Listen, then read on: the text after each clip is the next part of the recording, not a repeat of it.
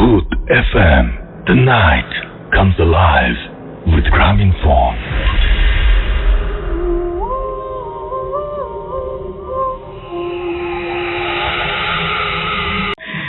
আমরা আপনার প্রথম ঘটনায় যাই এবং প্রথম ঘটনাটা যেটা আপনি বলবেন সেটা আলটিমেটলি কতদিন আগে, মানে এক্স্যাক্টলি কতদিন আগে ঘটেছিল এই ঘটনাটা? ইনসিডেন্ট স্টার্ট হয় বেসিক্যালি 2011 এ। ওকে। এবং 2013 পর্যন্ত এটা আমার সাথে ক্যারি করে। দেন মানে একটা 2 বছর তার মানে আপনাকে ভুগিয়েছে এই ঘটনাটি। ওকে, আমরা শুনি তাহলে আপনার ঘটনাটি। আপনি একদম যেভাবে শুরু হয়েছিল সেখান থেকে শুনি। হ্যালো লিসেনার্স, আমি সরাসরি ঘটনায় চলে যাই। ঘটনাটি শুরু হয় 2011 এ। সে বছরে আমি বিয়ে করি এবং বিয়ের পর কিছু ফ্যামিলির প্রবলেমের জন্য আমি আমার ওয়াইফকে তখন উঠিয়ে নিতে পারিনি। সো আমাকে বেসিক্যালি তখন মাঝে মাঝে আমার ওয়াইফের বাসা থাকতে হতো, যেতাম সেখানে। 2011 এ সম্ভবত সেপ্টেম্বর মান্থে আমার একটা ফ্রেন্ডের মেয়ের বার্থডে। তো পার্টি সেন্টারে যাবো আমি, আমার ওয়াইফ, আমরা দুজন রেডি হচ্ছি। তো বাসা থেকে যখন বের হবো আমার ওয়াইফ বলছে যে আমরা আসলে আমাদের রুমে লাইট অন করে রেখে যাই। তো আমি বলছি যে না, আমাদের রুমে লাইট না, আমরা ডাইনিং স্পেশাল লাইট অন করে রেখে যাবো, কারণ ডাইনিং স্পেশাল লাইট অন রাখলে বাসার মানে অন্য রুমগুলোতে একটু আলো যাবে। আচ্ছা। তো আমরা ডাইনিং স্পেশাল লাইট অন করে চলে যাই। ফিরতে ফিরতে রাত 12টার কিছু বেশি। তো আমরা যে বাসাটা ছিলাম সে বাসাটার রাস্তার দিকে মুখ করা, বারান্দা সহ রাস্তার দিকে। তো নিচ থেকেই মানে বাসাটা দেখা যেত, আমাদের বাসার সামনে পোস্টটা। তো পার্টি থেকে যখন আমি ফেরত আসি রাত 12টার পরে, যখন আমি নামি, রাস্তায় নেমে আমি প্রথমে দেখতে পাই যে আমার রুমে লাইট জ্বলছে। তো আমি খুব অবাক হয়ে যাই। তো আমি ওয়াইফকে জিজ্ঞেস করি কি ব্যাপার, আমরা তো ডাইনিং স্পেশাল লাইট জ্বালিয়ে এসেছিলাম। তো যেটা বলে যে হ্যাঁ আমরা তো সেটাই করেছিলাম। তারপর আমরা উপরে উঠি। তার আগে বলে নেওয়া ভালো, ওই দিন আমাদের বাসায় কেউ ছিলেন না, আমার শাশুড়ি এবং আমার যে রিলেটিভ ছিলেন তারা সবাই বাসার বাইরে ছিলেন। আচ্ছা। তো আমরা দুজনেই বাসা বেসিক্যালি একা। বাসায় উঠি, ডোর খুলে দেখলাম যে ডাইনিং স্পেশাল লাইট বন্ধ। দিন আমরা ডাইনিং স্পেশাল লাইট জ্বালালাম, আমাদের রুমে ঢুকলাম, রুমের দরজা খুলে দেখি আমাদের রুমে লাইট জ্বলছে। আচ্ছা, খুব ইন্টারেস্টিং। তো আমরা দুজনেই মনে করি যে যাক হয়তো আমাদের কোনো একটা ভুল হয়েছে বা কোনো কিছু, বাট ডেফিনেটলি আসলে ব্যাপারটা মাথা থেকে সরছিল না। আচ্ছা। এরপর কিছুদিন, 2-3 দিন পর আবার যেটা প্রবলেম হতো, আমি স্মোক করতাম। তো বারান্দায় যখন স্মোক করতাম প্রায় আমার ফিল হতো কেউ আমাকে দেখছে বা আমার দিকে তাকিয়ে আছে। কখনো কখনো খুটখাট আওয়াজ পেতাম। এগুলো উইয়ার্ড, কারণ আমার বারান্দায় সেরকম কিছুই নেই এবং আমার অনেক বড় বারান্দা, পুরোটাই এপার থেকে ওপার দেখা যায়। বাট খুব উইয়ার্ড ফিল হতো। তো এরকম কিছুদিন হলো, বাট এটা আমি আমার ওয়াইফকে বলি নাই।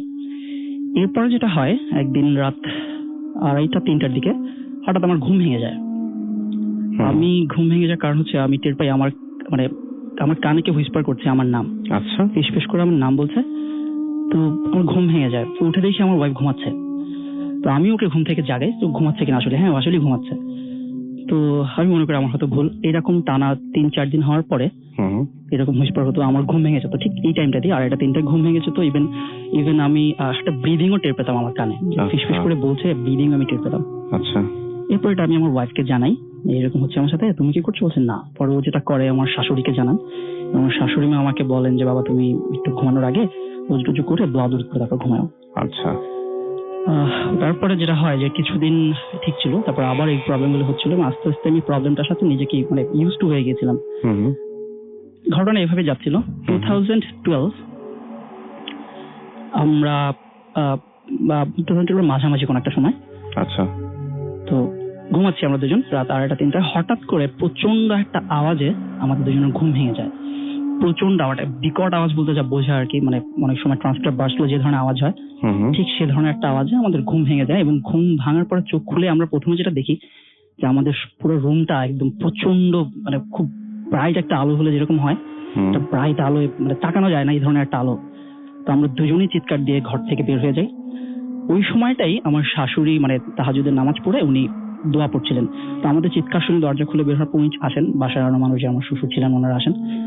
তো ওনারা জিজ্ঞেস করেন কি ব্যাপার বাবা, কি হয়েছে? তখন আমার ওয়াইফ বলে যে মা বাবা এরকম এরকম। তো আমার শাশুড়ি যেটা আমাকে বলেন, উনি সজাগ ছিলেন, উনি দোয়া পড়ছিলেন।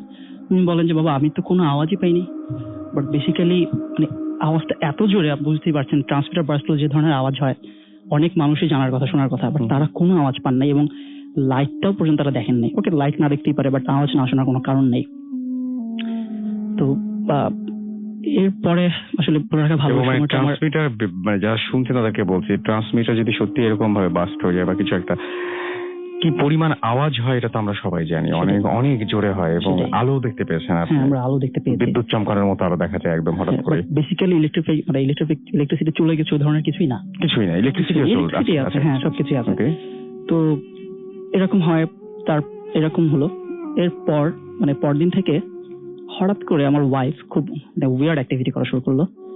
যেমন ও প্রায় রাতের বেলা বলতো ভয় পাচ্ছে, আচ্ছা। শুতে গেলেই ভয় পাচ্ছে। ও বলছে এই দেখো আমার দিকে আসছে, কে আসছে, দেখো আমার দিকে আসছে, আমাকে আসছে, প্লিজ তুমি আমাকে ধরো। তো এরকম হতো, এরকম প্রায় 2-3 দিন হলো। তো 2-3 দিন হওয়ার পরে আমার মানে শাশুড়িকে ব্যাপারটা জানানো হয়। উনি যেটা বলেন যে বাবা তোমাদের বোধহয় কোনো প্রবলেম হচ্ছে, তোমরা একটু দোয়া দুরুদ পড়ে তারপর শুও। তো উনিও খুব পরহেজগার মহিলা ছিলেন, উনি আমার ওয়াইফকে একটু মানে ফটো দিলেন দোয়া দুরুদ পড়ে। আচ্ছা। বাট আসলে এর কোনো মানে প্রবলেমটা সলভ হয় নাই। আমার ওয়াইফের প্রবলেম হচ্ছিলই, বেশ কিছুদিন এরকম চললো। আমি ভাবছিলাম একটা হয়তো আমরা ভয় থেকে এরকম কিছু হলো কিনা, ওর মেন্টালি কোনো প্রবলেম, তো সাইকিয়াট্রিস্ট দেখাবো কিনা ভাবছি। তো এর কিছুদিন পরে যে ইনসিডেন্টটা হলো, এর ফলে আমি আসলে সাইকিয়াট্রিস্ট দেখানোর চিন্তা ভাবনা থেকে সরে আসলাম। আমি বারান্দায় স্মোক করছিলাম, ভাবছিলাম যে আসলে কি করা যায়, কি করব।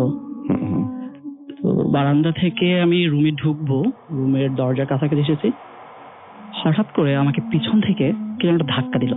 মানে সেটা নর্মালি ধাক্কা না, এমন জোরে ধাক্কা দিয়েছে আমি মানে দরজা থেকে 10 to 15 ফিট আমার রুমের ভিতরে যে পড়েছি, পড়ার টেবিলের নিচে। আচ্ছা। এবং আমি যথেষ্ট ব্যথা পাই। আমার ওয়াইফ সবাই দৌড় দিয়ে আসে, কি হয়েছে, বললাম এমন। তো আমি যেখানে টের পেয়েছি, মানে আমাকে যেখানে ধরে ধাক্কা দিয়েছে, মানে আমার কাঁধে, বাম কাঁধে, টি শার্ট খুলে দেখা গেল যে সেখানে 3টা আঙুলের ছাপ, এবং এটা অ্যাবনর্মাল কিছু ছাপ, লাইক মানে নর্মালি মানুষের আঙুল যেরকম হয় সেরকম না, তার চেয়ে বড় এবং অনেক মোটা আঙুলের ছাপ, অনেক ডিপ ছিল। তো আমি খুব ভয় পেয়ে যাই এবং এরপর এই অবস্থা থেকে আমি সাইকিয়াট্রিস্ট দেখানোর চিন্তা ভাবনা বাদ দিই। আমার শাশুড়ি বলেন, বাবা আমার মনে হয় আমাদের অন্যদিকে যাওয়া উচিত, তুমি একটা ভালো কোনো হুজুর দেখাও, আমার মনে হয় কোনো প্রবলেম হচ্ছে। ওই সময় আমার ওয়াইফের ওই প্রবলেমটা চলছিল, ও বলছিল ভয় করছে, মানে ফজরের আজানের আগ পর্যন্ত ও আমার সাথেই মানে একদম অ্যাটাচড হয়ে থাকতো। লাইক কখনোই আমার থেকে দূরে সরতো না, অন্য রুমে কোথাও যেতে গেলে সাথে সাথে যেতে হতো। প্লাস মানে ও চোখ বন্ধ করলেই কথা বলতো, চোখ বন্ধ করলে দেখো আমার দিকে আসছে, আমাকে ধরো। ফজরের আজান দিত, এরপর আমার নর্মাল হয়ে যেত। প্রতিটা রাত এমন, পুরো রাত ঘুম হতো না এবং পুরো রাত আমি ফজর আজান পর্যন্ত সজাগ থেকে 2 ঘন্টা ঘুমিয়ে অফিস করেছি কাটা। আচ্ছা। তো এরকম চলতে চলতে মানে আম্মা যখন বললো যে তুমি ভালো হুজুর দেখাও, একজন হুজুরের কথা রেফার করলেন। আমি হুজুরের সাথে যোগাযোগ করলাম, উনি বললেন যে বাবা আমার আসতে তো 2-3 দিন সময় লাগবে। কারণ উনি ঢাকায় থাকেন না? না, উনি ছিলেন বাগেরহাট থেকে আসবেন থাকেন। তো উনি আসলে একটু দূর সম্পর্ক হলো, আমার শাশুড়ি কোন রকম আত্মীয় হন। আচ্ছা। কিন্তু উনি অনেক কিছু জানেন, অনেক কিছু জানেন। এর আগে এই ধরনের অনেক এক্সারসাইজ উনি করেছেন এবং এই প্রবলেমগুলি মানে লাইক আমরা যেটা হয় যে জিন জাতীয় কোনো সমস্যা হলে এগুলো সলভ করতে পারেন। এবং আপনি যেটা বললেন আমি শুনে খুব অবাক হয়ে গেছি, যে আপনি বলছিলেন যে এরকমও আছে যে যদি মানে তাকে বলা হয় কারোর নাম, বা আপনি আমার সঙ্গে এখন আছেন, তাকে মোটামুটি এটা বললেই তিনি ডিটেইলস বলতে পারেন। এটা খুব অদ্ভুত ব্যাপার, কিন্তু খুবই অদ্ভুত ব্যাপার। এবং আমি এটা বিশ্বাস করেছি, কারণ আমি আপনাকে বললাম যে এরকম মানুষের সাথে আমারও পরিচয় হয়েছে। রাইট। তারপরে সেই হুজুরকে আপনারা ডেকে পাঠালেন এবং উনি বললেন যে উনি আপনাদের কাছে 2 দিন সময় চেয়ে দিলেন। তারপরে কি হলো? 2 দিন সময় চেয়ে নিলেন এবং আমি যেদিন তাকে ফোন করলাম সেদিন রাতের ইনসিডেন্ট, রাত 12:30 কি 1টা বা তার একটু বেশি হবে। আমি এবং আমার ওয়াইফ আমরা দুজন মুভি দেখছি ল্যাপটপে। তো আমি উপর হয়ে শুয়ে আছি। তো তখন মোস্ট প্রবলি একটু ঠান্ডা পড়েছে, এই ধরনের কিছু একটু মনে পড়ে। আমার শরীর কম্বল ছিল। আচ্ছা। উপর হয়ে শুয়ে আছি, তো সাডেনলি মানে আমাকে ঘাট ধরে একদম মানুষকে যেভাবে হুক ঝোলানো হয়, হ্যাচকা টান দিয়ে আমার খাট থেকে নিচে ফেলে দিয়েছে আমাকে। আচ্ছা। মানে একদম যেটা বলে যে উড়িয়ে ছুঁড়ে ফেলা, এই ধরনের একটা বিষয়। তো আমি তো খুবই অবাক, ভয় পেয়ে গেছি কি হলো। আমার ওয়াইফ চিৎকার দিয়ে রুম থেকে বের হয়ে যায় এবং আমি নিচে পড়ে ভালোই ব্যথা পেয়েছি ডেফিনেটলি। সবাই আসে, আমার শ্বশুর শাশুড়ি ওনারা সবাই আসেন, এসে বলেন কি হলো, বললাম এরকম। এরপর দেখা গেল আমাকে যেখানে মানে টান দিয়েছে, টি শার্ট খুললাম আমি, আবার দেখা গেল ওইখানে আবার 3টা আঙুলের ছাপ। আমার ডান খাতে টান দিয়ে আমাকে ফেলে দিয়েছিল, 3টা আঙুলের ছাপ, এরকম বড়, অনেক বড়, মানে নর্মাল মানুষের আঙুল এরকম হয় না। তো এবার আমি মানে পুরোপুরি ডিটারমাইন্ড যে আমি বাসায় থাকবো না। এই বাসা ছেড়ে দেবো। হ্যাঁ, আমি বাসায় থাকবো না। তো আমি আমার শাশুড়ির সাথে এবং ওয়াইফের সাথে কনসাল্ট করলাম, যে আমরা ডিসকাস করলাম আমরা এই বাসা ছেড়ে দেবো। বললাম আচ্ছা ঠিক আছে। তো আমরা তারপর দিনই বাসা শিফট করি। তারপর দিনই খুব মানে ইমার্জেন্সি ভাবে অন্য একটা বাসা দেখি, আমি চলে যাই। এবং সেদিন আমরা যখন বাসা চেঞ্জ করি, বাসা চেঞ্জ করলাম, সবকিছু গুছালাম। সবচেয়ে মজার বিষয়, রাতের বেলা যখন শুভ বা রাত হয়েছে, আমার ওয়াইফ ওই ধরনের কোনো ভয় পাচ্ছে না। আচ্ছা। সে কোনো ভয় পাচ্ছে না, সে বলছে আমি আজকে কোনো কিছু ফিল করতেছি না। ওকে, সে ঘুমাইলো। তারপর দিন রাতে সে আবার বলতেছে না আমি ভয় পাচ্ছি। নতুন বাসায়? আচ্ছা। বলছে ভয় পাচ্ছি, আমার দিকে আবার আসতেছে, আমার ভয় দেখায় এরকম বলে। তো হুজুর, আমরা ওয়েট করছি হুজুর আসবে। তারপর হুজুরের সাথে কথা বললাম, বললাম আমি পরদিন সকালে আসছি। উনি আসলেন সকালের পরপরই। উনি এসে আমাদের নতুন বাসা আসলেন, নতুন বাসা এসে আমার ওয়াইফকে দেখলেন, দেখে বললেন বাবা আমি তো তোমাদের এর আগের বাসা যেখানে ছিলে ওখানে যেতে চাই। আচ্ছা ঠিক আছে চলেন। আচ্ছা, নিয়ে গেলাম হুজুরকে। বাসা এমটি, ভাড়া হয়নি তখনও। বাসাটা পুরোপুরি উনি ঘুরে দেখলেন, ঘুরে দেখে উনি বললেন বাবা আমি একটু ছাদে যাবো। আচ্ছা ঠিক আছে চলেন যাই। ছাদে নিয়ে গেলাম। ছাদটা থেকে ফিরে বললেন চলেন বাবা আমরা বাসা চলে যাবো। তো আমরা আমার নতুন বাসায় চলে আসলাম, মানে এখন আমি যে বাসা ছিলাম সেই বাসায় চলে আসলাম। উনি এসে যেটা বললেন যে বাবা বেসিক্যালি হয়তো এটা এমন ছিল যে তোমাদের বিয়ের আগেই তোমার ওয়াইফের প্রতি একটা এবার অনেক জিন ছিল, তার কোনো একটা নজর, খারাপ কিছু একটা নজর তোমার ওয়াইফ। এই বাসায় জিন ছিল, সেই ঘটনা একটু বলেন, কিভাবে এই বাসায় জিনটা আসলো? আচ্ছা, আমি যে বাসাটায় ছিলাম, আমার ওয়াইফের যে বাসা ছিল, ওই বাসায় ওরা প্রায় 10 বছর যাবত আছে। ওই বাসার পূর্ব ইতিহাস সম্বন্ধে ওদের খুব ভালোভাবে ধারণা আছে। তো এমনও হতো আমি যখন আমার বিয়ের আগে যখন আমার সাথে কথা বলতো, ও আমাকে বলতো জানো আমি যে বারান্দায় বসে কথা বলছি, বারান্দায় গ্রিল গুলি কাঁপছে এবং ছাদে আমি লাফালাফির আওয়াজ শুনতে পাচ্ছি, বাট ছাদ আসলে কেউ যায় না। রাত 1:30-2টার সময় লাফানোর আওয়াজ পাচ্ছে, অনেক সময় বলতো আমি নুপুরের আওয়াজ পাচ্ছি, কেউ নাচছে, এই ধরনের কথা বলতো। তো তখন আমি ফান করতাম, কি বলে এগুলি, দেখবো না বিয়ের পরে কি আছে। তো আসলে যেটা ছিল বেসিক্যালি এই বাড়িটার যারা একদম প্রথম দিকে যারা বাড়িটা বানান, তখন এই বাড়িটার যে মালিক ছিলেন উনি একটু মানে আলেম টাইপের লোক ছিলেন। আচ্ছা। তো উনি কিছু জিন পালতেন, তার অনেক কাজ করে দিত সেসব জিনরা। বাট উনি মারা যাওয়ার পর সেই জিনগুলিকে নার্চার করার কোনো লোক ছিল না, কেউ কেয়ার করতো না। সো যেটা হয় জিনগুলি ছুড়ে ছিটে যায় এবং অবাধ্য হয়ে যায়। তো বাট তার এই বাড়িটা ছাড়ে নাই এবং ওই বাড়িতে আমরা ছাড়া অনেকেই আরো অনেকে অনেক কিছু এক্সপিরিয়েন্স করেছে এর আগে। তো হুজুর বলেছিলেন যে ওখান থেকে কেউ একজন তোমার ওয়াইফের উপর নজর পড়েছে এবং তোমার বিয়ের পরেই প্রবলেমগুলি বেশি হচ্ছে। তো এটা কি করা যাবে? রেমিডি হিসেবে, প্রতিকার হিসেবে আমার হুজুর যেটা করলেন, উনি একটা মানে বাংলা যেটাকে বলে কাইতন, মানে আমরা তাবিজ পড়ানোর সময় যে কাইতনটা ইউজ করি বা অনেক ইউজ করি, সেই কাইতনটাকে দোয়া পড়ে 7টা গিট দিয়ে দিলেন। 7টা গিট দিয়ে আমার ওয়াইফকেও দিলেন, সাথে আমাকেও দিলেন, যেহেতু আমার সাথে কিছু হয়েছে। তো আল্লাহর রহমতে উনি বললেন যে হ্যাঁ ঠিক আছে বাবা, এটা ঠিক হয়ে যাবে, আর তোমরা পারলে এটা কারো কাছে না বলাই ভালো। আচ্ছা। তো আল্লাহর রহমতে হুজুর চাওয়ার পর থেকে কোনো প্রবলেম ছিল না। 1 মাস কোনো প্রবলেম ছিল না। 1 মাস পর আবার আমার ভাই বলছে আমি তো আজকে এরকম ভাবিছি। ওনার ভয়টা এবার কেমন, এবার কি ধরনের ভয় পেলেন? উনি প্রথম মানে 1 মাস পর যেটা বললো যে আজকে আমাকে মানে ওর মনে হয়েছে পিছন থেকে কেউ ফু দিচ্ছে ওর কানের পাশে, এই ধরনের কিছু। আচ্ছা।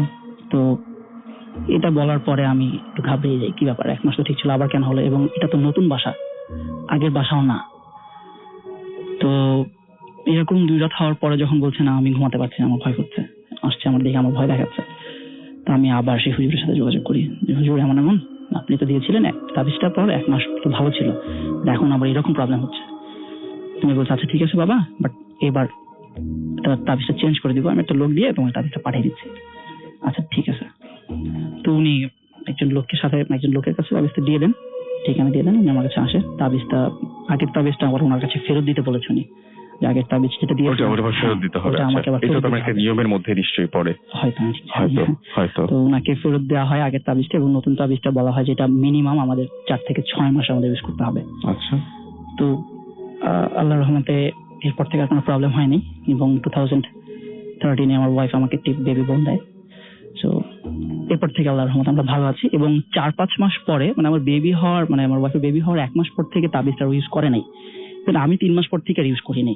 আর আমি এগুলি খুব বেশি বিশ্বাসও করতাম না, তাবিজ টাবিজ এরকম হয় বা আসলে মানুষ এরকম হয় বিশ্বাস করতাম না। দিন আছে জানি মানুষের প্রবলেম করে, বাট আসলে যে ধরনের কোনো প্রতিকার থাকে এটা বিশ্বাস করতাম না। এরপর তো নিজের চোখের সামনে দেখলাম, এক্সপিরিয়েন্স করলাম, আল্লাহর রহমতে এরপর থেকে আমরা ভালো আছি। আপনাকে একটু প্রশ্ন করে যে আপনি এই বাসায় যে ব্যাপারটা এক্সপিরিয়েন্স করেছেন, এর আগে কখনো আপনি এমনিতে কখনো ভয় পেয়েছেন, নাকি এই বাসাতে এই প্রথম এই প্যারানরমাল সবকিছুর সাথে আপনার পরিচয় বা আপনার দেখা?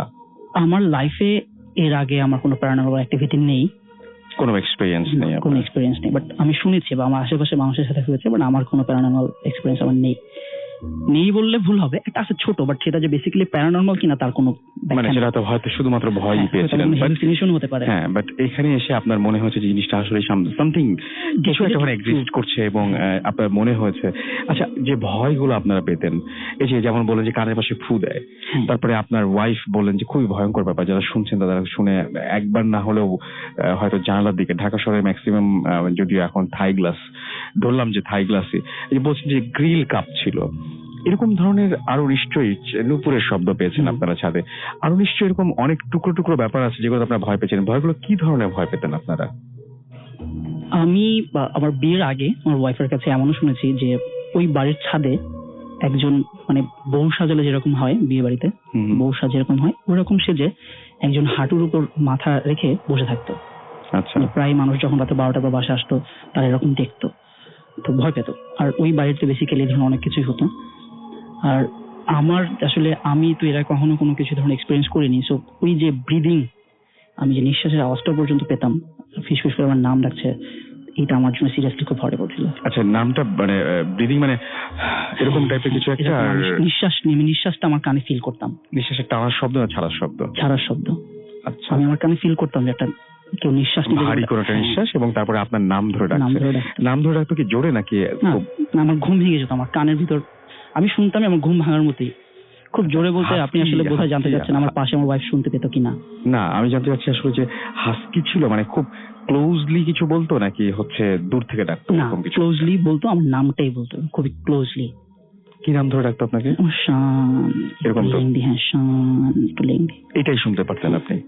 ওকে, থ্যাংক ইউ ভেরি মাচ আপনাকে আমাদেরকে সময় দেওয়ার জন্য। আমি একটু আপনাদেরকে এই ফাঁকে একটু জিজ্ঞেস করে রাখি, এই যে আমরা বলি যে মাঝে মাঝে অনেক জায়গাতে আমরা শুনি যে একজন মহিলা যিনি কিনা বউয়ের মতন সাজ নিয়ে বসে থাকেন, আপনারা যখনই শোনেন তখন কি এটা ভিজুয়ালাইজ করতে পারেন? মানে আপনাদের কিরকম বউ দেখেন, আপনারা কিরকম দেখেন? আমার মনে হয় যে আমি যেরকম দেখি সেটা আমি আমারটা বলতে পারি, সেটা হচ্ছে আমি কখনো আসলে আজ পর্যন্ত এই যে সেজে গুজে একজন বউ বসে থাকেন তার মুখটা কোনোদিন কল্পনা করতে পারিনি। আমি শুধু দেখেছি যে জাস্ট ঘোমটা দেওয়া একটা অবয়ব।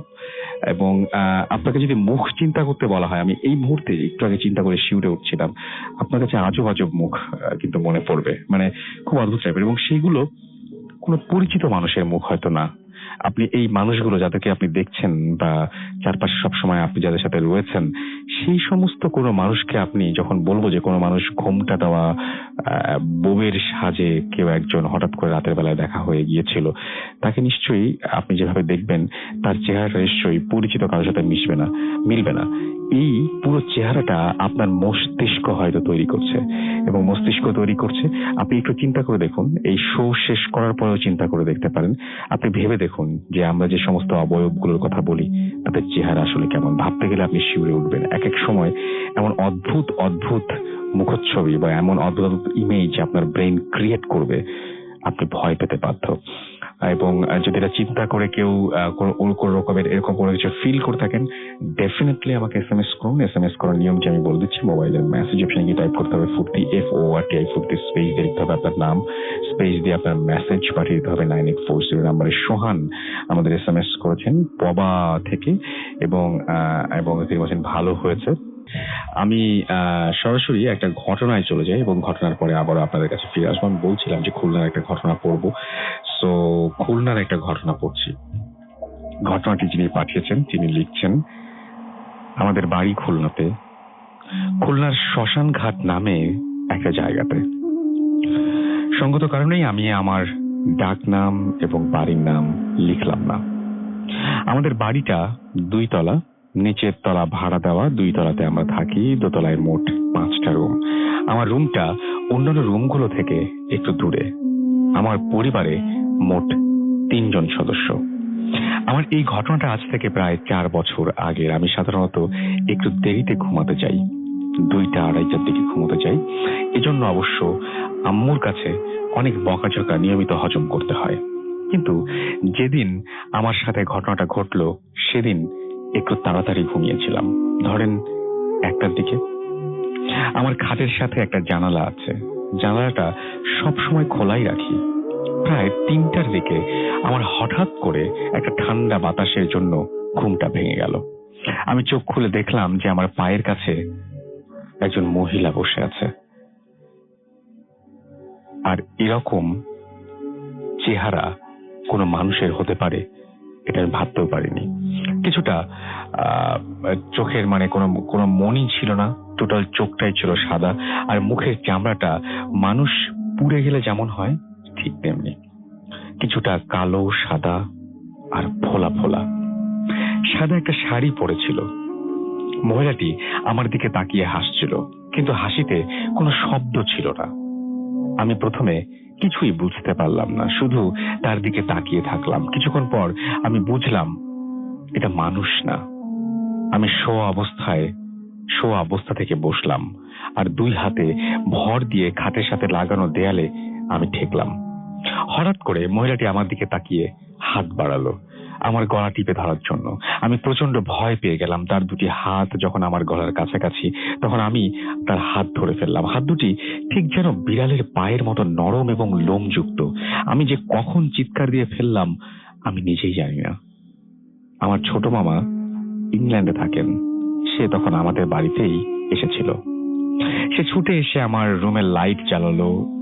সে দেখলো আমার হাত দুটি সামনের দিকে, কিন্তু আমি ছাড়া রুমে আর কেউ নেই। পরের দিন হুজুর ডাকা হলো, আমাকে পড়া পানি দিলেন, আর যেটা বললেন সেটা সব থেকে ভয়ের। সেটা তিনি বললেন যে আমার রুমের সাথে যে জানালাটা রয়েছে, এই জানালার বাইরে যে খালি জায়গাটা, সেখানে টোটাল 33 থেকে 34 জন জিন যাতায়াত করে।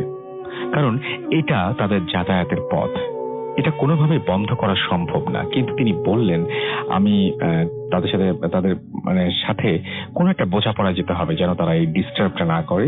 এবং এরপরে আমার রুমে আর কখনো কোনো কিছু দেখা যায়নি। আমি মাঝে মাঝে আমার রুমের দরজায় কি যেন জোরে লাথি মেরে চলে যায়, আর এটা ঘটে রাত 2টা থেকে 3টার মধ্যে। এখনো আমি যে রুমটাতে থাকি আর এখানে বসেই ঘটনাটা লিখলাম। বিষয়গুলোর সাথে কেমন যেন নিজেকে মানিয়ে নিয়েছি, তাই এখন আর ভয় লাগে না। এটাই ছিল আমার ঘটনা। আমার সাথে আরো কিছু ঘটনা আছে যা আমি পরে আপনাদের সাথে শেয়ার করবো। আমি আপনার পরের ঘটনার জন্য ওয়েট করছি এবং পরের ঘটনার অপেক্ষায় থাকলাম। এবং এই যে মানিয়ে নেয়া, এরকম আমি অনেকের কাছে শুনেছি যে একটা সময় ভয় পেতে পেতে পেতে পেতে পেতে পেতে মানিয়ে নেয় মানুষ। যেমন আমি একটু সহজ করে বুঝিয়ে বললে যদি হয় যে যেমন দাঁড়ায় ঘটনাটা, সেটা হচ্ছে যে মানুষ যেমন বহুদিন ধরে একটা অসুখে ভুগতে ভুগতে মনে করেন যে না, বাকিটা জীবন এটাকে সাথে নিয়েই বাঁচতে হবে। সো সেটাকে সাথে নিয়ে বাঁচতে হলে কতটা সুস্থভাবে বাঁচা যায় সেটা চেষ্টা করেন। অনেকটা এরকম আমি অনেকের মানুষের কাছে শুনেছি, হ্যাঁ ভয় পাই, অনেক চেষ্টা করেছি, এটা করেছি সেটা করেছি, হ্যান করেছি ত্যান করেছি, তারপরে কিচ্ছু হয়নি। এখন যেটা করি সেটা হচ্ছে যে এগুলো নিয়েই আছি এবং চেষ্টা করি ভালো থাকতে। যাই হোক, আমরা পরবর্তী ঘটনায় যাব, দিনারের কাছে যাব। দিনার এসছেন অনেকদিন পরে। ওয়েলকাম ব্যাক দিনার, অনেকদিন পরে কথা হচ্ছে আপনার সাথে। You are most welcome. আমরা আপনার ঘটনায় চলে যাই। আসসালামু আলাইকুম লিসনার্স, আমি দিনার, আমি এসেছি লালবাগ থেকে। তো আসলে আমি প্রথম যে ঘটনাটি শেয়ার করছি, এটা আমি গতকাল বৃহস্পতিবার জামিল ভাই নামে একজন বড় ভাইয়ের মুখ থেকে ঘটনাটি শুনি। জি। তো ঘটনাটি হচ্ছে ওনার ফ্রেন্ডের সাথে ঘটে যায় একটা ঘটনা। তো ঘটনাটি আজ থেকে 6 বছর আগে ঘটে। তো তখন জামিল ভাই যে ফ্রেন্ড যার সাথে ঘটনাগুলো ঘটে, তখন উনি মিডল ইস্টের কাতারে থাকতেন। তো কাতারে উনি একটা কোম্পানির ভিসাতে যান বাংলাদেশ থেকে। তো সেখানে উনি টেলারিং এর কাজ করতেন। তো উনি যে মালিকের আন্ডারে কাজ করতেন, সেই মালিক ওনাদের থাকা খাওয়ার ব্যবস্থা করে দেয়। তো আপনার ওনারা যে বাসাটাতে থাকতেন সেটা হচ্ছে 2 তলার একটা বিল্ডিং, এবং নিচের ফ্লোরে হলো কারখানার মতো, সেখানে ওনারা কাজ করতেন, এবং সেকেন্ড ফ্লোরে ওনারা সবাই একসাথে থাকতেন। তো ওইখানে আরো 2 জন বাংলাদেশি কর্মচারী ছিল। আর ওই কারখানার সবচেয়ে যে পুরাতন যে কর্মচারী, তিনি ছিলেন পাকিস্তানের নাগরিক ছিলেন উনি। ওনার নাম হচ্ছে ইউসুফ শেখ।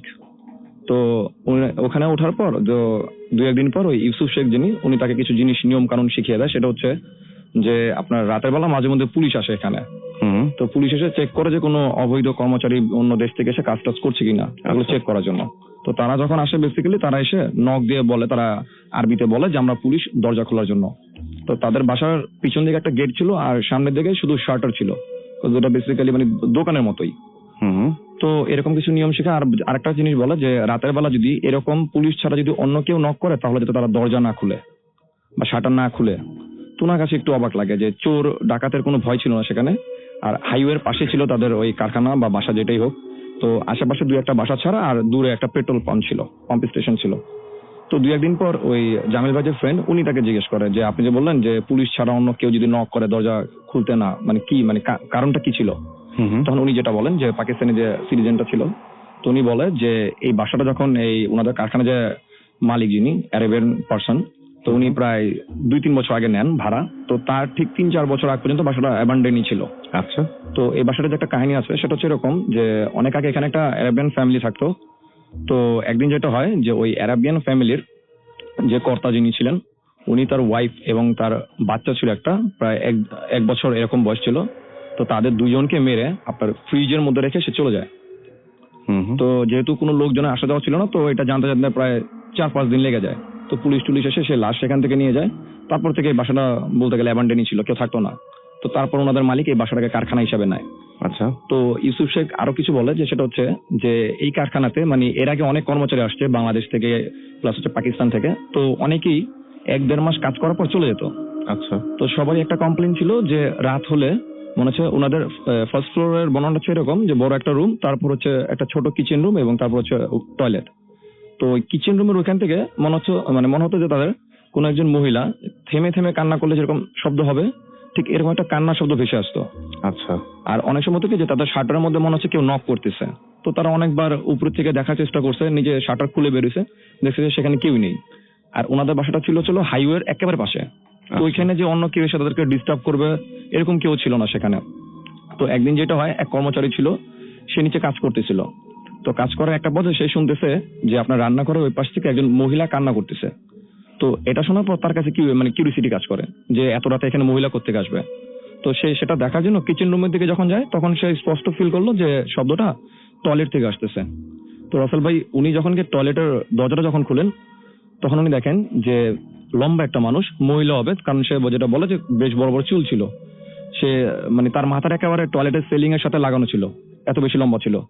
তো এরকম একজন মানুষ ঘুরে দাঁড়িয়ে সে কান্না করতেছে। তো এটা দেখার পর সে ভয়ে 2 তলা চলে আসে দৌড় দিয়ে। তো এসে সবাইকে নিয়ে নিচে যায়।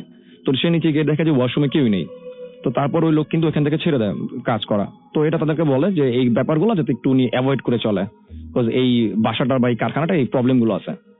তো যাই হোক, তো একদিন ওনারা রাতের বেলা কাজ করতেছিল, মেশিনে কাজ করতেছিল। তো ইউসুফ শেখ যিনি, উনি হঠাৎ করে বলতেছে যে মেশিনটা স্টপ করার জন্য। দুজন মেশিন চালাচ্ছিল, তো তারা মেশিন স্টপ করলো। তখন প্রায় 10টা 10:30 হবে।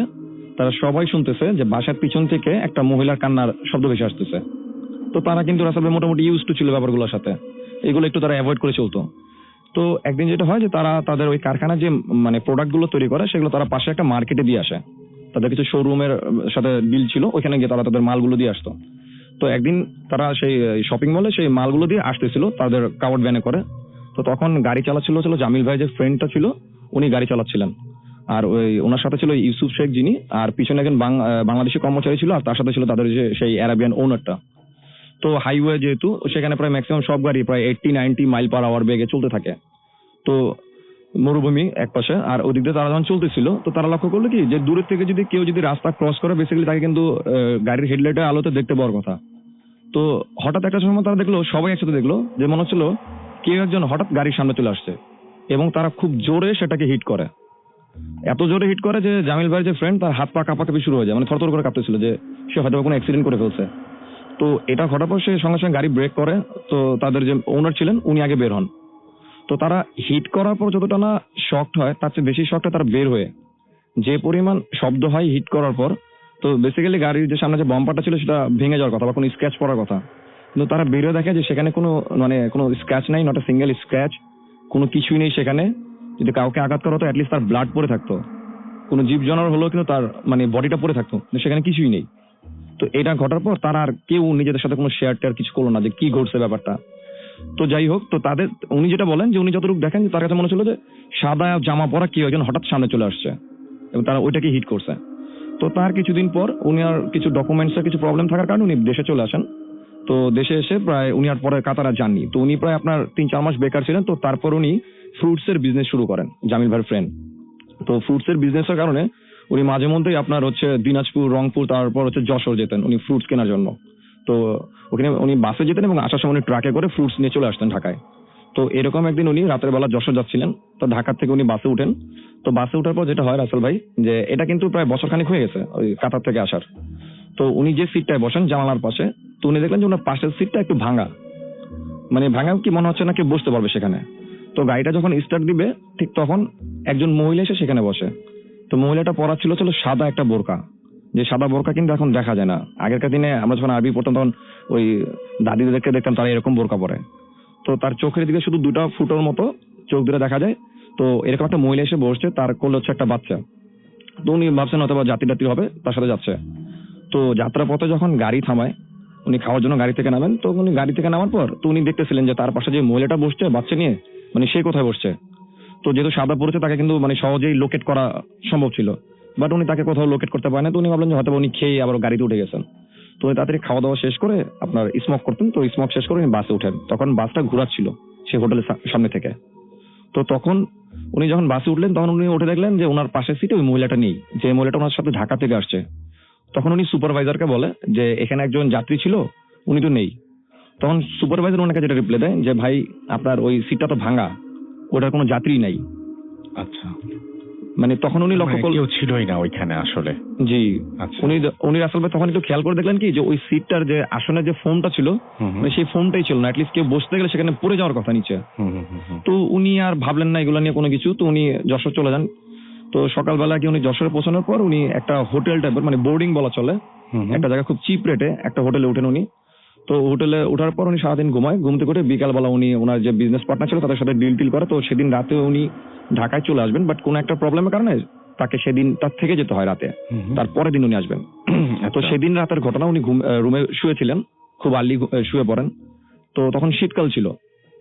তো উনি হঠাৎ কটা 2:30-3 এরকম সময় হবে, উনি তখন ঘড়ি দেখেন নাই, উনি এটা গেস করে বলেন যে 2:30-3 এরকম সময় নাগাদ উনি ফিল করলেন যে ওনার রুমের মধ্যে টেম্পারেচার অনেক হাই, 40 বা 40 আপ হবে, এত টেম্পারেচার, উনি ঘামাচ্ছেন রীতিমতো। শীতকাল ছিল। তখন আসলে উনি চোখ খোলার পর যেটা দেখলেন সেটা খুবই উইয়ার্ড ছিল তার জন্য। তো উনি দেখতেছেন যে মহিলাটাকে উনি যেটা বলেন যে উনি কাতারে দেখেছিলেন, গাড়ি হিট করেছিলেন যখন, সাদা ড্রেস পরা, যে মহিলাটাকে উনি বাসে দেখেছেন সেই রকমই একজন মহিলা, বোরকা পরা মনে হচ্ছে। সে রুমের মধ্যে একবার মানে ডান পাশ থেকে বাম পাশে যাচ্ছে আর বাম পাশ থেকে ডান পাশে আসছে। তার কোলে একটা বাচ্চার মতো ছিল, মানে দেখে মনে হচ্ছে তাই সে কোলে কিছু একটা নিয়ে রাখছে। তো অনেক সময় হয় না যে বাচ্চাদের ঘুম পাড়ানোর জন্য রুমের এক পাশ থেকে আরেক পাশে মহিলারা হেঁটে যায় ঘুম পাড়ানোর জন্য। তো উনি তখন মানে বেশিক্ষণ দেখতে পারেন না জিনিসটাকে। তো তখন উনি জাস্ট তার পায়ের দিকে লোকেট করেন, মানে নজর দেন। তো উনি পায়ের দিকে তাকানোর পর যেটা দেখলেন যে তার পায়ের তালুর যে অংশটা সেটার আঙ্গুলগুলো ছিল পিছনের দিকে, আর পায়ের গোড়ালিটা ছিল তার বডির সামনের দিকে। তো এটা দেখার পর রাসেল ভাই তার আর কোনো কিছু মনে নেই, উনি সেন্স হারিয়ে ফেলেন সে রুমের মধ্যে। তো পরের দিন সকালবেলা যখন তার সেন্স ফিরে, তো উনি ঘটনাটা কারো ওই বোর্ডিং এর কার সাথে শেয়ার না করে উনি ঢাকায় চলে আসেন বাসে করি। তো ওনার ট্রাক পরবর্তীতে চলে আসে। তো এই ঘটনা ঘটার পর উনি কারোর সাথে ব্যাপারটা শেয়ার করেন, হয়তো তার কোনো ভুল হ্যালুসিনেশন হতে পারে। তো উনি ঢাকায় আসার পর এই রোজার কিছুদিন আগের ঘটনা, ওনাদের বাসাটা হচ্ছে আজিমপুরে, আন্ডার কনস্ট্রাকশন ওনাদের বাসা। তো ওনাদের বাসার যে নিচে যে হাউসটা আছে, তো সেই হাউসের পানি উনি যখন মোটর দিয়ে উপরে টাঙ্কিতে তুলেন তখন উনি মাঝে মধ্যে গিয়ে চেক করেন যে টাঙ্কি কি ফুল হয়েছে কিনা। তো ফুল হলে উনি নিচে থেকে সুইচটাকে অফ করে দেন। তো কিছুদিন আগে এই রোজার আগে তো উনি এরকম ছাদে যান। তো ছাদে গিয়ে উনি টর্চ লাইট নিয়ে দেখতেছিলেন টাঙ্কি, তখন 9:30, 10টা, 10:45 এরকম সময় হবে।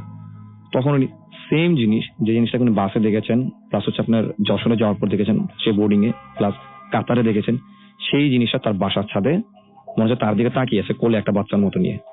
তো এটা কিন্তু আসলে উনি অনেক হুজুর দেখায়, ঈদের পরও উনি অনেক হুজুর দেখায়, কিন্তু উনি এখনো এটা কোনো সলিউশন পাননি। এখনো পর্যন্ত জিনিসটা এরকমই আছে। জি, ওকে, থ্যাংক ইউ সো মাচ। এবং আমরা মানে মানে তার কল্যাণ কামনা করি এবং তিনি এই সমস্যা কাটিয়ে উঠুন, সেটাই আমরা চাইবো। আমাদের কাছে বেশ কিছু SMS চলে এসে খুলনা থেকে আনোয়ার এবং তার ওয়াইফ আফরিন SMS করেছেন, লিখেছেন life is fun if Bhoot FM is on. আমরা thank you so much, thanks for being with us. আপনি রেগুলারই আমাদেরকে SMS করেন এবং আমরা মানে আমি অলওয়েজ আপনাদেরকে খুব অ্যাপ্রিসিয়েট করি এটার জন্য। মানে I love to see your SMS। মানে যখনই ভূত FM হয় তখনই আমি এক্সপেক্ট করি যে আপনারা পাঠাবেন। এরকম অনেকেই আছেন যারা রেগুলার SMS করেন। লিমন আমাদের SMS করেছেন জামালপুর থেকে এবং তিনি বলছেন যে আচ্ছা তিনি গার্লফ্রেন্ডের সাথে কথা না বলে আমাদেরকে শুনছেন। ওকে, আমাদেরকে রূপকথা আমাদের লিখেছেন খুলনা থেকে যে আই হ্যাভ এ স্টোরি। আপনি যদি স্টোরি থাকে তাহলে ডেফিনেটলি আপনার আমাকে সেন্ড করুন এবং সেটার জন্য যেটা আপনাকে করতে হবে সেটা হচ্ছে যে আপনি প্লিজ আপনি নোট করে নিতে পারেন। আমাদের অ্যাড্রেসটি বলে দিচ্ছি আরো একবার, bhutfm@radio50.fm, which is BHWTFM@radioFORTA.fm। Maliha আমাদের লিখেছেন sometimes I hallucinate looking into my mirror. These stories make me believe that something exists in my room, though nobody believes me.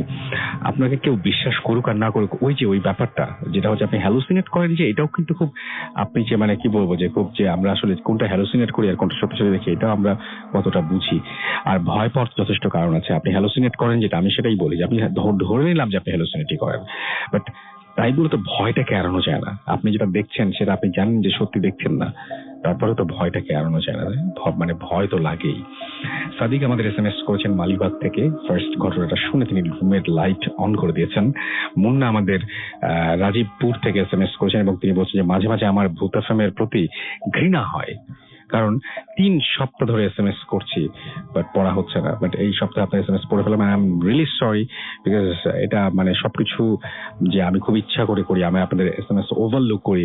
It's not like that যে আমি আপনাদের SMS ওভারলুক পড়ছি না। আবার একটা জিনিস সত্যি যে সব SMS কিন্তু পড়াও সম্ভব না আমার পক্ষে। রাসেল খুলনা থেকে লিখেছেন যে আমি মিস্ত্রি পাড়ার হুজুর প্লাজায় থাকি, এটা একটা হন্টেড বাড়ি। আপনি যদি হন্টেড বাড়িতেই থাকেন তাহলে ডেফিনেটলি আপনাকে যেটা আমি রিকোয়েস্ট করব একদম যে আপনি আপনার ঘটনাটা আমাদেরকে প্লিজ প্লিজ প্লিজ পাঠিয়ে দিন। আপনার ঘটনাটা আমরা এই উইকে যেন পেয়ে যাই সেই ব্যবস্থা করুন। নাবিসা আমাদের SMS করেছেন লালবাগ থেকে। If you don't read my SMS, then বলা কিছু লেখেননি, আমি আপনার SMS পড়ে ফেললাম। সুমন আমাদের SMS করেছেন খুলনা থেকে, ডোন্ট স্টপ দ্য ফুর্তি। থ্যাংক ইউ ভেরি মাচ আমাদের সঙ্গে থাকার জন্য, যারা আমাদের সঙ্গে এখনো পর্যন্ত রয়েছেন। আমি ফেসবুক আর অন্য সব SMS গুলো আবারও পড়তে চাচ্ছি একটু পরে। আপাতত আচ্ছা আমি নামগুলো একটু তাও বলে দিই, সবাই খুব মাইন্ড করেন। রবিন আমাদের এখানে লিখছেন, আমাদের এখানে ফেসবুকে হচ্ছে MD আশিকুর রহমান আছেন, অমিত আমাদের তুহিন আমাদের সাথে রয়েছেন, মিথিলা অনি রয়েছেন আমাদের সাথে রয়েছেন, মেশকাত হোসেন সাব্বির, এছাড়াও তানিম জনি আমাদের সাথে রয়েছেন, MD খায়রুল ইসলাম খোকন আমাদের সাথে রয়েছেন, সার্জিল অভি আমাদের সাথে রয়েছেন। এছাড়াও দেখতে পাচ্ছি MD ইশরাক AR, এছাড়াও রাব্বি খান আমাদের সাথে রয়েছেন, সুপ্ত রয় আমাদের সাথে রয়েছেন, তানজির আহমেদ রাকিব আমাদের সাথে রয়েছেন, আনিস জামান আমাদের সাথে রয়েছেন, ইয়াসিন আরাফাত আমাদের সাথে রয়েছেন, সোয়েব চৌধুরী আছেন আমাদের সাথে, শাহিন ওসমান, এছাড়া আমাদের সাথে রয়েছেন মাহমুদুল হাসান তৌফিক সহ আরো অনেকে আমাদেরকে লিখেছেন। এখানে শান্ত রয়, দাদা কিভাবে ফেসবুকে পাবো একটু বলবেন? আপনি অলরেডি আমাদের পেয়ে গেছেন, দ্যাটস ওয়াই আমি আপনাকে দেখতে পাচ্ছি এই মুহূর্তে। And thank you very much আমাদের সঙ্গে যারা আছেন এবং এই অ্যাডটাও সহ্য করে তারপরে আমাদের সঙ্গে থাকবেন।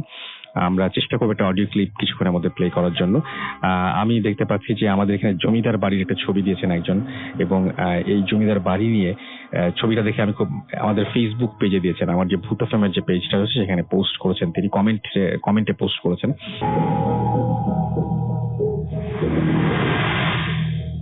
নমস্কার রাসেল ভাই, আমি শ্রীকান্ত ভট্টাচার্য, ওয়েস্ট বেঙ্গল হুগলি থেকে বলছি। আমি আপনাদের প্রোগ্রামের একজন নিয়মিত শ্রোতা। প্রোগ্রামের সকল শ্রোতা বন্ধুকে এবং আপনাকে ও মাসুমদাকে আমার আন্তরিক শুভেচ্ছা জানাই। যাই হোক, আমি ঘটনায় চলে আসি। ঘটনাটা শোনা আমাদের এখানকার একজন কাকার মুখ থেকে। ওনাকে আমরা সবাই সহদেব কাকা বলি। উনি প্রতি বছর ওনার গ্রামের বাড়িতে শীতকালে খেজুর গাছে হাঁড়ি দিতেন, রসের হাঁড়ি হয় না, সেই হাঁড়ি দিতেন। ভোরবেলা উঠে সেসব হাঁড়ি থেকে তিনি রস সংগ্রহ করতেন এবং পরে দিনের বেলা সেটা জাল ডাল দিয়ে গুড় বানাতেন। তো এই কাজে ওনার একজন সহকারী ছিল। তখন প্রত্যেকদিন রাত্রিবেলা 3টের সময় ওই দুজন বেরোতেন বাড়ি থেকে, উনি এবং ওনার সহকারী, এবং খেজুর বাগানে চলে যাবেন। বাগান বলতে সেই রকম বাগান নয়, বাগান বলতে আমরা যা বুঝি সেরকম না। মানে বিষয়টা হচ্ছে যে ওখানে ফাঁকা মাঠের মানে গ্রামের শেষ মাথায় একটা বড় খাল ছিল, খালটা পার করে একটা ফাঁকা মাঠ, বিরাট বড় মাঠ। সেই মাঠটা আর কি আশেপাশে কোনো লোক বসতি গ্রাম ফ্রাম কিছু ছিল না, উঁচু নিচু ঢিবি জমি, কিছু কিছু পতিত জমি, ছোট ছোট খাল, আর এখানে ওখানে একটা আঁশ শ্যাওড়া গাছের ঝোপ, আর দু চারটে এখানে ওখানে ছড়িয়ে ছিটিয়ে থাকা করে খেজুর গাছ ছিল। পুরো জায়গাটা জুড়ে প্রায় 40-50টা মতন খেজুর গাছ ছিল। ওই জায়গাটার নাম ছিল হেলিয়াপোতা, গ্রামের লোকের ওরা বলতো হেলিয়াপোতা। ওই মাঠটা বিরাট বড় ছিল, হ্যাঁ, এবং মাঠের এক পাশে ছিল একটা পুরোনো ভেঙে যাওয়া বাড়ি। কেউ বলতো যে ওটা জমিদার বাড়ি, কেউ বলতো রাজবাড়ি। হ্যাঁ, তো সেই বাড়িটা মানে একদম কোনো মতে মাথা তুলে মানে নিজের অস্তিত্ব জানা দিত আর কি, জঙ্গলে ঘেরা। তো ওই জায়গাটাতে দিনের বেলা দূরে থাক, রাত্রিবেলা দিনের বেলা কেউ কখনোই মানে কেউ ওখানে যেত না আর কি, ধারে কাছেও যেত না। তো যাই হোক, সহদেব কাকার কথা অনুযায়ী ঘটনাটা ঘটে 2003 সালে। সে বছর তিনি গাছে হাঁড়ি দিয়েছিলেন। আর তার সহকারী যে ছিল, যে তার যে সঙ্গী ছিল, যে তাকে হেল্প করতো, তার নাম ছিল নিতাই। প্রতিদিন ভোরে নিতাই কাকাকে ডাকতে আসতো। তারপর দুজন দড়ি, হাঁড়ি, টিন, ছুরি, এসব যে সমস্ত প্রয়োজনীয় জিনিসপত্র লাগে সেসব নিয়ে তারা বেরিয়ে পড়তেন। আর নিতাইয়ের বাড়িটা ছিল, কাকার বাড়ি ছিল গ্রামের এক মাথায়, আর নিতাইয়ের বাড়িটা ছিল ওই গ্রামেরই অন্য পাড়ায়, বেশ কিছুটা দূরে।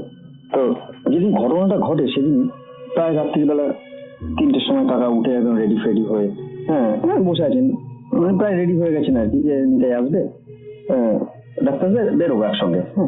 কিন্তু এক সময় তিনি বিরক্ত হন, দেখছি যে নিতাই আজকে আসছে না, অনেকটা দেরি হয়ে গেছে। অবশ্যই তিনি আর অপেক্ষা না করে মনে মনে ভাবলেন যে না, আমি এগিয়ে গিয়ে দেখি।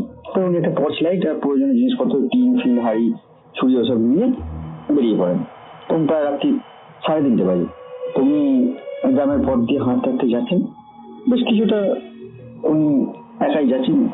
যাওয়ার পর হঠাৎ করে উনি দেখেন যে উল্টো দিকে পথের ধারে একজন মানুষের মতন কে যেন দাঁড়িয়ে আছে। তো উনি কে ব্যাপারটা একটু এগিয়ে যান, এগিয়ে গিয়ে সারা দেন। তখন উনি সারা নিয়ে জানতে পারেন ওটা নিতাই। তুমি বেশ বিরক্ত হলো, কি রে তুই এখানে, এত দেরি হয়ে গেল। তো তখন নিতাই বলে যে আমি তোমার কাছে যাচ্ছিলাম। তো কাকা তখন বলেন যে রীতিমতো একটু জমা দেবে, কি এত দেরি করলি, জানিস না এত দেরি করে অতগুলো গাছের রস পাড়তে হবে, রস পাড়ে সব আবার ইয়ে করতে হবে, সকাল হয়ে যাবে। আবার রস বেশি দেরি হলে নাকি রস টক হয়ে যায়। যাই হোক, তো নিতাই জবাব দিয়ে শরীরটা খারাপ করছিল কাকা, ওই জন্য একটু দেরি হয়ে গেল। তো কাকার কথা টথা না বাড়িয়ে হাঁটতে হাঁটতে দুজন মিলে ওই মাঠের দিকে চলে যান। কাকা আগে আগে যাচ্ছেন, নিতাই পিছনে পিছনে আসছে। তো এক সময় তারা মাঠে চলে আসেন এবং মাঠে এসে ওনার কাজে লেগে পড়েন। কাকা গাছে উঠছে, নিতাই গলায় গাড়ি থাকছে, কাকা গাছে উঠে হাঁড়ি নামাচ্ছেন, দই দিয়ে নামিয়ে দিচ্ছেন। নিতাই সেই হাঁড়িটা ধরছে, ধরে রাখছে। এবার দুজন মিলে কি করছে, ওই টিন তেলের টিন, ওগুলো পরিষ্কার করা, সেই সব টিনের মধ্যে রসগুলোকে ঢেলে ঢেলে নিচ্ছেন।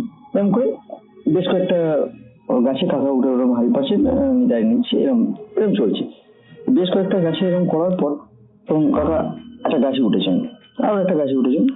গাছে উঠে উপরে উঠে বাঁধা হাঁড়িটাতে টর্চ ফেলে দেখছেন যে সেই হাঁড়িটার মধ্যে রস নেই। কাকা চমকে উঠেছেন, কিন্তু সেখানে একটা মরা সাপ, হাঁড়িটার ভেতরে একটা সাপ রয়েছে, সাপটা মরা। তো কাকা চমকে উঠেছেন, কি হলো, চমকে উঠে তিনি উপর থেকে হাত পেয়ে থেকে বলছেন, এমনি তাই হাঁড়িতে একটা সাপ, তুই এদিকে হয়তো, আমি দড়িটা দিয়ে হাঁড়িটা নামছি, ধরতো দেখতো দেখতো। তো কাকা এরকম অবাক হয়ে বলেন, তলা থেকে কোনো রেসপন্স পায় না। কাকা আবার বলেন, এই যায়, কোনো আওয়াজ নেই। তখন তলার দিকে তাকিয়ে দেখেন যে কেউ নেই। তিনি উত্তর না পাওয়া, তিনি আবার তাড়াতাড়ি গাছ থেকে নেমে আসেন, ওই উপরে হাঁড়িটা রেখে দিয়ে নেমে আসেন। নেমে এসে দেখেন নিচে নিতাই নেই। এবং সবথেকে বড় কথা, ওই গাছের তলাতে ওনারা যেসব অন্যান্য গাছ থেকে যে সমস্ত রস নিয়ে ওই টিনের মধ্যে রাখছেন, হাঁড়ি, দড়ি ইত্যাদি ইত্যাদি আরো জিনিসপত্র ছিল, 2-4টে টিন ফিন ছিল, ওগুলোও নেই। নিতাইও নেই, ওগুলোও নেই, কাউকে দেখতে পারেন না। এবার উনি একটু টর্চ নিয়ে বাগানের মানে ওই আরো মাঠের এদিক ওদিক একটু দেখেন, এদিক ওদিক আলো ফেলে দেখেন, তিনি কাউকে দেখতে পান না। 2-4 বার হাঁ করেন, নিতাই করে হাঁ করেন, কিন্তু কাউকে দেখতে পান না। তখন উনি ভাবেন যে নিতাই কি বদমাইশি করছে আমার সঙ্গে, এরকম তো কোনোদিন করে না।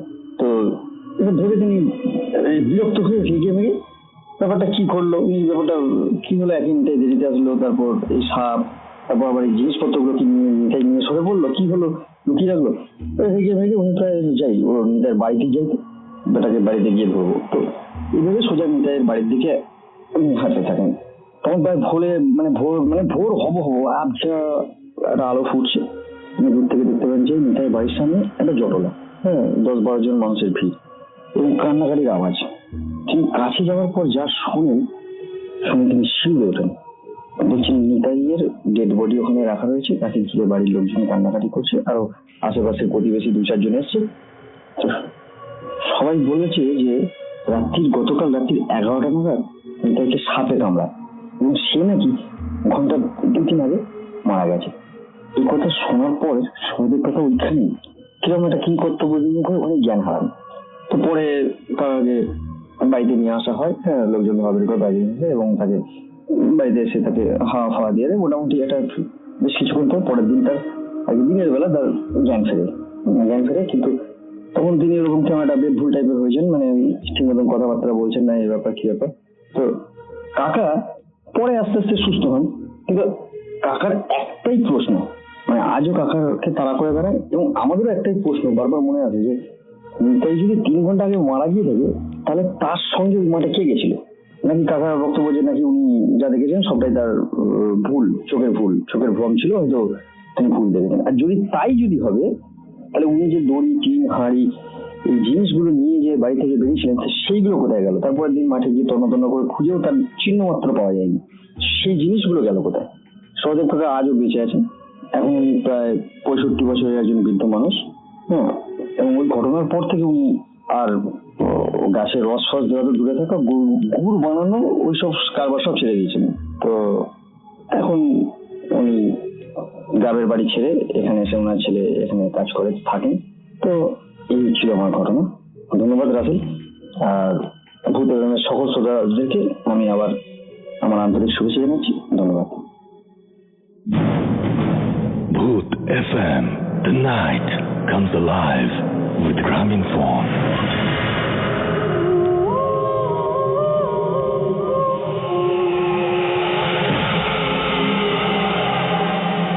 যেখানে আপনি থাকুন না কেন, আপনি যদি ভয় পেতে ভালোবাসেন তাহলে আপনি আমাদের একজন, আপনি ভূত আশ্রমের একজন, এবং আপনি শুনছেন রেডিও ফুর্তি 88.0 FM।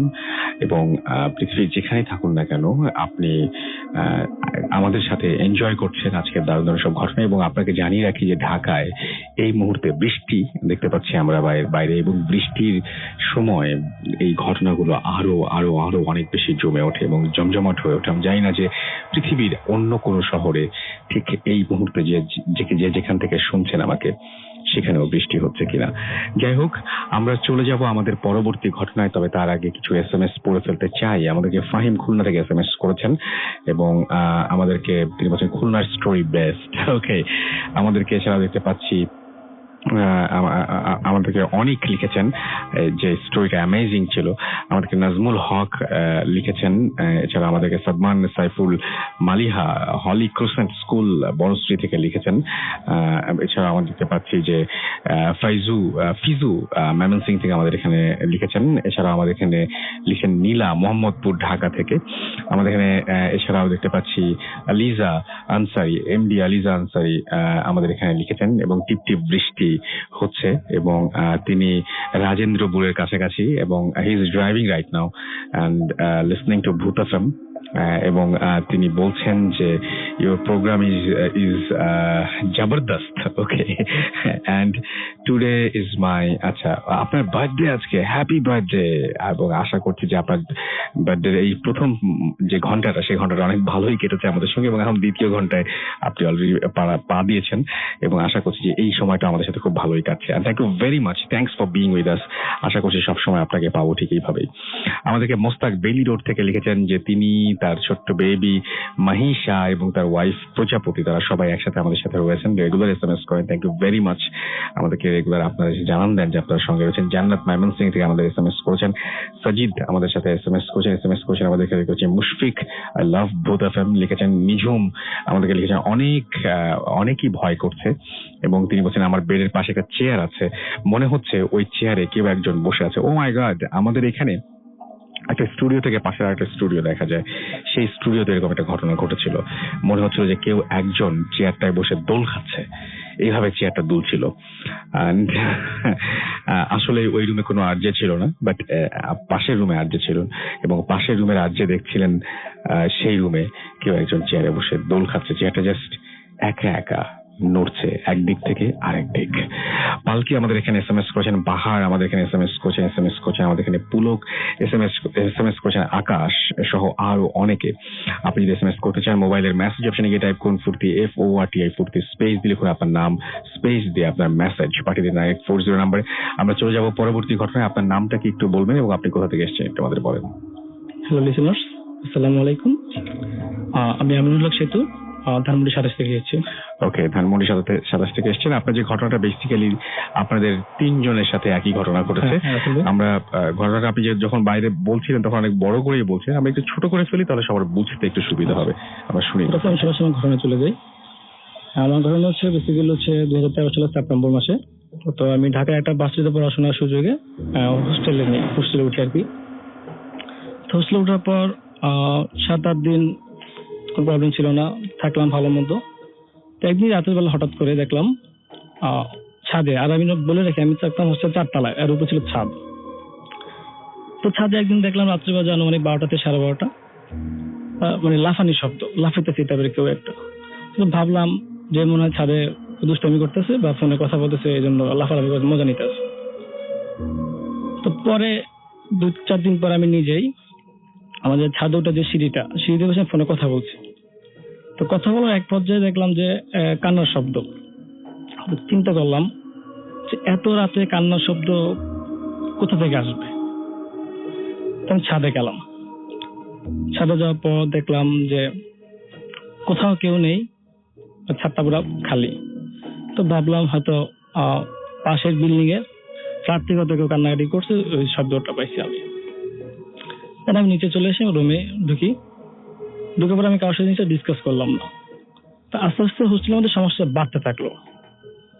তো লাইক যেমন বাথরুমে যদি ঢুকিয়ে দেখলাম যে বাথরুমের সুইচ অফ বা লাইট অফ। তো প্রথমত ভাবতাম হতো আমাদের সাথে ছেলেপেলে দুষ্টামি করে। পরে এক সময় দেখলাম যে না, দুষ্টামির মধ্যে গুলো পড়তেছে না। তো দেন আমরা আমার এক বড় ভাইকে জানাইলাম যে ভাই এই ঘটনা, তো আপনি একটু দেখেন। তো ভাইটা কয়েকদিন পরে আমাদের হোস্টেলের নিচেই পাশের বিল্ডিং এ যে দারোয়ান চাচার সাথে জিজ্ঞাসা করলো তাতে এই ঘটনাটা কেন। তো চাচার কথা ছিল বেসিক্যালি এরকম, সে বলছে কাকা আপনি যে হোস্টেলে আছেন, হোস্টেলটা আগে ছিল নর্মাল হচ্ছে ফ্ল্যাট বাসা, 4 তলা ফ্ল্যাট বাসা। তো 4 তলায় ফ্ল্যাট ছিল 2টা।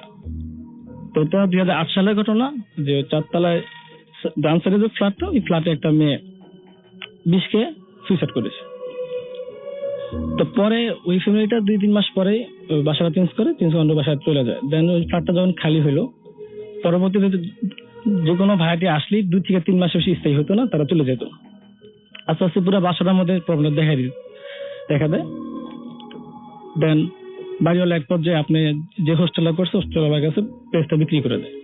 তো পরে উনি এটাতে হোস্টেল করছে জায়গার মধ্যে। তো যখন ওই ভাইয়াটা, ওনার নাম হচ্ছে সাইফুল হাসান, যথারীতি ভাইয়াটা এসে বললো যে এই ঘটনা।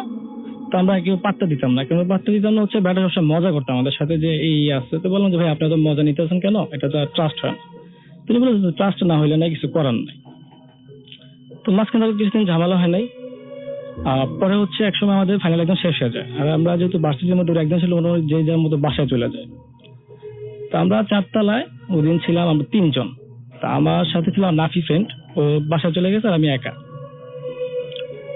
দেন শুয়ে পড়লাম, মোটামুটি আমি একা শুয়ে পড়লাম। শোয়ার পরে হচ্ছে আপনি 12টা থেকে 12:30টার মধ্যেই লাইটের সব একটা গন্ধ পাচ্ছি আমি। গন্ধটা হচ্ছে লাইক এরকম ডাস্টবিনে পচা গন্ধ, এই টাইপের গন্ধ। তো চিন্তা করলাম যে এই টাইপের গন্ধ তো রুমে আসার কথা না, কারণ আমার রুমের তো ঝুড়িটা পরিষ্কার। তারপরে উঠে দেখলাম যে না পরিষ্কার আছে, ভাবলাম হয়তো পাশে গন্ধ আসছে এই টাইপের। দেন 1:40 থেকে 1:45 বা 50 এই সময়ের মধ্যে আমি মানে রুমের মধ্যেই একটা কান্নার শব্দ পাই, হালকা করে একটা কান্নার শব্দ পাই। আমি চোখে ঘুম এসে পড়ছিলাম একটা, তো ঘুম চোখে একটু উঠানোর পরে দেখলাম যে আমার বিছানায় কেউ একজন শুয়ে আছে। তখন জিনিসটা মাথায় এতটুকু আসলো না যে বিছানায় শুয়ে থাকবে কে। আমি আবার যথারীতি বিছানায় শুয়ে পড়লাম। হঠাৎ মাথায় আসলো যে বিছনাতে কেউ থাকার কথা না, কারণ আমার রুম তো আমার কাছে নাই, তো বিছনায় আসলে কে। হুট করে বসে পড়লাম। বসানোর পরে হচ্ছে মানে আমি তখন দেখলাম বসানোর পরে হচ্ছে একটা মেয়ে হচ্ছে আপনার দাঁড়িয়ে আছে, তার চুলগুলো পিছন চুলের সামনে অনেক বড় চুল সামনে। তো দেন আমি আর কিছু কোনো কথা বলতে পারলাম না, আমি সেন্সলেস হয়ে যাই। সেন্সলেস হয়ে যাওয়ার পরে হঠাৎ ঘন্টা আনি পর্যন্ত জ্ঞান ফিরলো, দেখলাম যে আমার রুমটা পুরো ফাঁকা, কেউ নেই। তা আমি যথারীতি কারোর সাথে জিনিসটা শেয়ার করলাম না। শেয়ার না করার পরে আমি পরদিন সকালবেলায় ভোরে বাসায় চলে যাই। তো বাসায় চলে যাওয়ার পর আমি আমার মার সাথে ঘটনাটা শেয়ার করি, আমার সাথে এই হয়েছে। তাও মা বলল যে এগুলো তো মনের দোষ, বাস্তবে এসব কিছু নাই। তাই আমি তো চিন্তা করলাম হইতে পারে আমার মনের সমস্যা হতেই পারে, তাই আমি তো গায়ে নিলাম না এত কিছু। পরে হচ্ছে 10-15 দিন পরে যখন ছুটি শেষ, আমার রেজিস্ট্রেশন সময় আসা পড়ছে, আমি আবার ঢাকাতে ব্যাক করলাম। ঢাকাতে ব্যাক করে হোস্টেলে আবার চলে আসলাম। তা আসার পরে আমার একটা ফ্রেন্ড জাহিদ, ওর সাথে আমি মোটামুটি জিনিসটা ডিসকাস করলাম যে এই হয়েছিল আমার সাথে। তো পরে ও আমাকে বললো যে ওর সাথে সামথিং কিছু একটা এরকম হয়েছে। তো আমি বললাম যে কিরকম, তোর সাথে কি হয়েছে? তো উনি বললো যে আমি যাওয়ার কয়েকদিনের পরে তো ও থাকতো 3 তলায়, 3 তলা হচ্ছে টোটালি পুরো ফাঁকা, ও একমাত্র ছিল। তো আসলে আমি বলে রাখি, আমাদের যে হোস্টেলে মানে 1 তলা 2 3 4 তলা প্রত্যেকটা যে মেইন দরজা আছে, আর হোস্টেল নিয়ম আছে যে রাত 11টার পর যার যার ফ্লোরের মেইন দরজাটা লক করে লাগানো। তো ও লক করে রাখছে, একা মানুষ। তো ওরও হচ্ছে 1টা থেকে 1:30টার মধ্যে কলিং বেল টিপ দেয়। তো চিন্তা করলো যে এত রাত্রে করে কে দিবে, কারণ হোস্টেল তো ফ্ল্যাটে কেউ নাই। তারপরে খুলতে গেল, খুলে দেখে যে ওর দরজার সামনে কেউ নাই। তারপরে আবার আয়সা বলো শুয়ে পড়ছে। তো 15 থেকে 20 মিনিট পরে রাসেল ভাই দরজা জোরে লাথি মারলে যেরকম একটা শব্দ, মেন দরজা ঠিক এরকম একটা লাথি মারছে। তো এবার ও মোটামুটি মেজাজ খারাপ করে গেছে যে কে লাথিটা মারলে আমি দেখবো। দেন ও এবারে গেল, যাওয়ার পর দেখলো এবারে কেউ নাই, টোটালি হচ্ছে জায়গাটা খালি। তোর মনে একটু ভয় কাজ করলো যে বারবার 2বার সেম কাইন্ড অবস্থা হচ্ছে, তো ঘটনাটা কি। তো পরে ও যখন আবার শুইতে যাবে, দরজা লক্ষ্যে শুইতে যাবে, তখন দেখলো যে মাথার উপরে আপনার হচ্ছে মানে কালো পাখি সার্কুলার ঘুরতেছে। ও প্রচন্ড ভয় পায়। কালো পাখি? হ্যাঁ, কালো পাখি হচ্ছে 10-15টা পাখি হচ্ছে সার্কুলার ঘুরতেছে। দেন ও একা ছিল, কার সাথে জিনিসটা তখন আমাদের শেয়ার করে নাই। ও বাসায় চলে যায়। তো বাসায় চলে যাওয়ার পরে মোটামুটি দুজনে একসাথে আসি রেজিস্ট্রেশন করতে ঢাকাতে। তো আসার পর আমরা হোস্টেল আর থাকি নাই, তাতে কিছু করে হোস্টেল চেঞ্জ করে ফেলি। তো চেঞ্জ করার ফলে আমরা 10-15 দিন পর যখন ভার্সিটিতে গেলাম, আমার বলে রাখা ভালো যে আমাদের 4 তলা এক বড় ভাই আছে, যার কথা সাইফুল, ওনার সাথে আমাদের 4-5 দিন পরে ভার্সিটি 4-5 দিন পরে দেখা হয়। তো ভাই বললো যে কি ভাই হোস্টেল চালা কেন? তো বললাম যে ভাই এই সমস্যা, আমি চলে আসছি দরকার নেই। তো বললো যে কি বলো, আমার সাথে তো এরকম একটা হয়েছিল, তো আমারটা অনেক ভয়াবহ। তো বললাম যে ভাই কিরকম, আপনার এত ভয়াবহ কিরকম? তো ওনার ঘটনা ছিল এরকম আসল ভাই। উনি বললো যে আমি যখন সকালবেলা চলে যাই, থাকে আমার 4 তলার 2 জন, তার মধ্যে ওই ছেলেটা পরদিন চলে আসে। তো পুরো ফ্ল্যাটে উনি একা। দেন ওনার তো একই অবস্থায়, এই 1টা থেকে 1:30টার মাঝে ঘটনা, উনি শুয়ে পড়ছে, ওনার রুমের সাথে ছিল বারান্দা। তো উনিও বললো যে বারান্দা থেকে উনি ফার্স্ট টাইম কান্নার আওয়াজ পায়। কান্নার আওয়াজ পাওয়ার পরে উনি বেডশিট অন করে দেখে যে বারান্দা পুরো ফাঁকা, কেউ নাই বারান্দার মধ্যে। তারপরে উনি শুয়ে পড়ে লাইট অফ করে, কিছুক্ষণ পর দেখে আবার ওনার পাশের বিছানায় হাত দেখা যায়। তো যখন হাত দেখে যে উনি উঠে বলতেছে যে উনি উঠে দেখছে মানুষ দেখা যাচ্ছে না, কিন্তু হাত দেখা যাচ্ছে, শুধু হাত দেখা যাচ্ছে।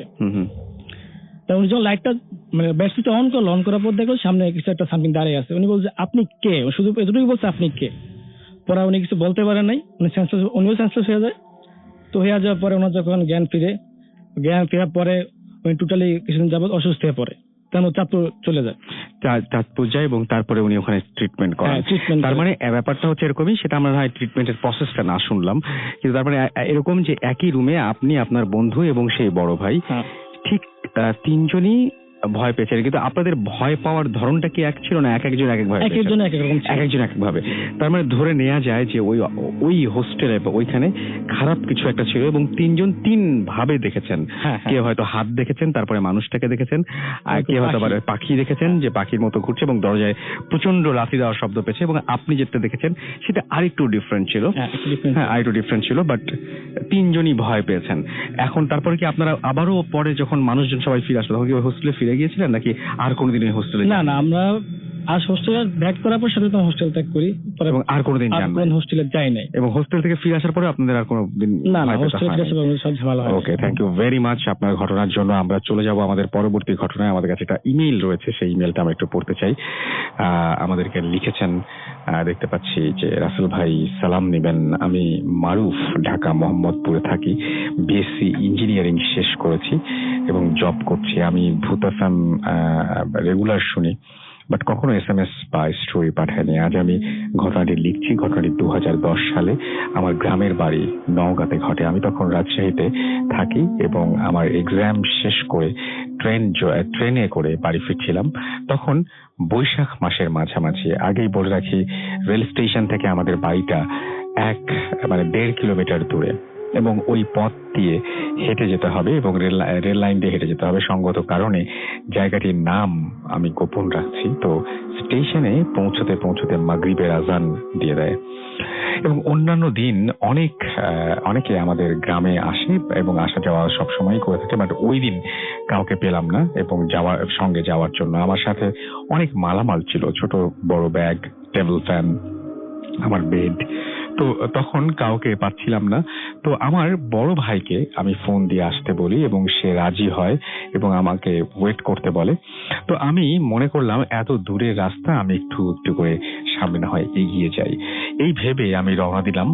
একটু যাওয়ার পর কোথা থেকে আমার একদম একটা কালো মেঘে ছেয়ে গেল এবং নিমেষেই বৃষ্টি নেমে আসলো।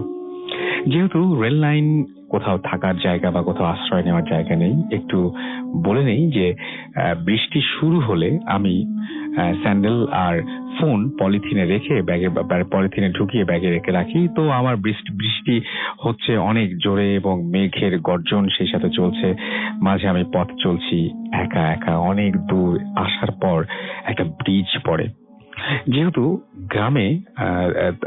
গ্রামেই আমি থাকি, তো অন্ধকারে ওই ব্রিজ পার হতে একটু অসুবিধা হলো না। একটু বলে রাখি যে ওই ব্রিজ যেটা ছিল তার ওপর থেকে 1/2 কিলোমিটার রাস্তা একটু ভয়ঙ্কর আর নির্জন, কোনো বাড়িঘর নেই। লোকজন রাতে ওই রাস্তা এড়িয়ে চলে। তো যেহেতু ভয়ানক রাস্তা, মনের মধ্যে একটু ভয় লাগছিল। কোনো কিছু মনে না করে আমি হাঁটছিলাম, যেহেতু ফোন ব্যাগে, তাই একের পর এক ফোন যাচ্ছিল। বাট আমি একা হাঁটছিলাম। একদিকে ভয়, অন্যদিকে ভারী ব্যাগের মধ্যে বৃষ্টির পানিতে বেড ভিজে একাকার অবস্থা। তো ব্রিজ ছেড়ে আমি একটু যাওয়ার পর পিছন থেকে একটা শব্দ হচ্ছিল, ঠিক যেমন পানিতে মানুষ হাঁটলে একটা চপ চপ চপ চপ শব্দ হয়, অনেকটা সেরকম মনে হচ্ছিল আমাকে কেউ পেছন থেকে ফলো করছে। কিন্তু পেছনে তাকানোর সাহস পাচ্ছিলাম না, কারণ গ্রামের লোক বলতো যে পেছন থেকে জিন, ভূত বা যাই কিছু অ্যাটাক করো না কেন, বিশেষ করে পেছনে তাকাতে নেই, এরকম একটা বিশ্বাসের কথাই জানা আছে তার হয়তো। তো সেই বিশ্বাস নিয়ে আমি হাঁটতে থাকি। এবার মনে হচ্ছিল হয়তো গ্রামের কেউ আসছে, বাট তাও তাকাইনি। আরো একটু আসার পর শব্দ আরো বেড়ে যায়। আমার মনে হচ্ছিল কেউ একজন দৌড়ে আমাকে ধরার চেষ্টা করছে। আমি নিজেকে কন্ট্রোল করতে না পেরে ভয়ে কাঁপতে কাঁপতে পেছনে তাকাই আর দেখি কালো একটা কুকুর, ঠিক একটা ঘোড়ার সমান, তার লাল দুটো চোখ আর লম্বা জিভ বের করে সে আমার দিকে দৌড়ে আসছে। আর কিছু বুঝে ওঠার আগেই আমার উপরে ঝাঁপিয়ে পড়ে কুকুরটি এবং ওই দৃশ্য দেখে আমি চিল্লিয়ে উঠি এবং সেন্সলেস হয়ে পড়ে যাই। যখন জ্ঞান ফেরে দেখি আমি আমাদের বাড়ির বাজারে, আমাদের যে বাজারটা রয়েছে সেখানে শুয়ে আছি এবং আমার ভাইয়া আমার মাথায় হাত দিয়ে আছে। পরে তাদেরকে আমি ঘটনাটি শেয়ার করি, বাট আমি এখনো জানি না ওই দিন ওইটা কি দেখেছিলাম এই ছিল আমার স্টোরি। ভালো লাগলে জানাবেন। আমার সাথে আরো অনেক ঘটনা রয়েছে, সেই ঘটনাগুলো আমি অপেক্ষায় থাকলাম আপনি কবে পাঠাচ্ছেন। এই ঘটনাটা কেন পড়লাম, এটা হচ্ছে একটা হচ্ছে বৃষ্টি শুরু হয়েছে, যারা বৃষ্টি দেখছেন তাদের এই ঘটনাটা ভালো লাগবে, এবং সামনে ঈদ রয়েছে, অনেকেই হয়তো এবার গ্রামের বাড়িতে ঈদ করতে যাবেন, এবং একটা ব্যাপার থাকেই, অনেকের ভাগ্যে এরকম পড়তে পারে যে সকালের বাস হয়তো সন্ধ্যায় ছেড়েছে, বা সকালের বাস ঠিক সময়ে এসে ছেড়েছিল, জ্যামের কারণে হয়তো আপনি আটকে গেছেন, বা ট্রেনের বিভিন্ন জায়গায় থামার কারণে হয়তো দেরি হয়ে গেছে বাসায় পৌঁছাতে। অনেক রাতে হয়তো অনেককেই এই মারুফ হুসাইনের মতন অনেককে দেখা যাবে যে একা একা ফিরতে হবে। তো সেই সমস্ত মানুষ, তাদেরকে বললাম যে তারা যদি যারা গত ঈদেও এরকম একা বাড়ি ফিরেছেন গভীর রাতে, তারা নিশ্চয়ই বুঝতে পারছেন যে ওইরকম একটা রাস্তায় শহরে থাকতে থাকতে হয় কি, যে হয়তো আমি ঠিক শিওর না, বাট হয়তো গ্রামের কথা মনেই থাকে, কিন্তু রাস্তাগুলোকে বেশ আজব লাগে, অপরিচিত লাগে না, একটু আজব লাগে। সো সেই সময়ের ব্যাপারটা হয়তো তারা অনেক বেশি ফিল করতে পারেন যারা এরকম ভাবে একা বাড়ি ফিরে অভ্যস্ত। যাই হোক, আমরা একটা ছোট্ট বিরতিতে যাবো, বিরতির পরে আবারও ফিরে আসবো। সেই পর্যন্ত আশা করছি আমাদের সাথে থাকবেন। স্টে টিউনড টু রেডিও ফুর্তি এন্ড ডোন্ট স্টপ দ্য ফুর্তি।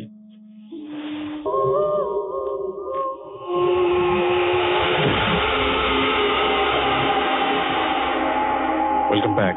ঘড়িতে সময় রাত 1:32। শুনছেন সব সময় রেডিও ফুর্তি চলছে এই মুহূর্তে ভূত এফএম, এবং আপনারা আশা করছি এনজয় করছেন। ফেসবুকে অনেকেই লিখছেন, এমডি মোর্শেদ খান লিখেছেন আই লাভ ভূত এফএম। এছাড়াও আমি দেখতে পাচ্ছি আহসান হাবিব লিখেছেন তিনি রুমে একা লাইট জ্বালিয়ে শুনছেন।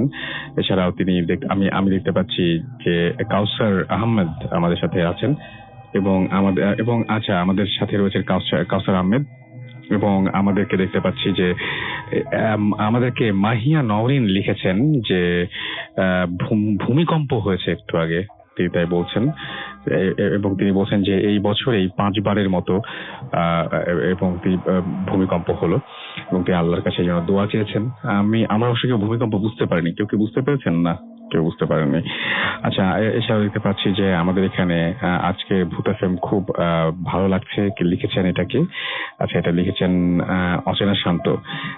আমাদেরকে এছাড়াও তামান্না আখতার পিয়া লিখেছেন আই লাভ ভূত এফএম। আমাদের এছাড়াও স্যাম লিখেছেন নাইস স্টোরি। আমাদের রাতের পথিক SMS করেছেন, এখানে কমেন্ট করেছেন। শিমু সাফাত আমাদের এখানে কমেন্ট করেছেন। নোমান আমাদের এখানে কমেন্ট করেছেন।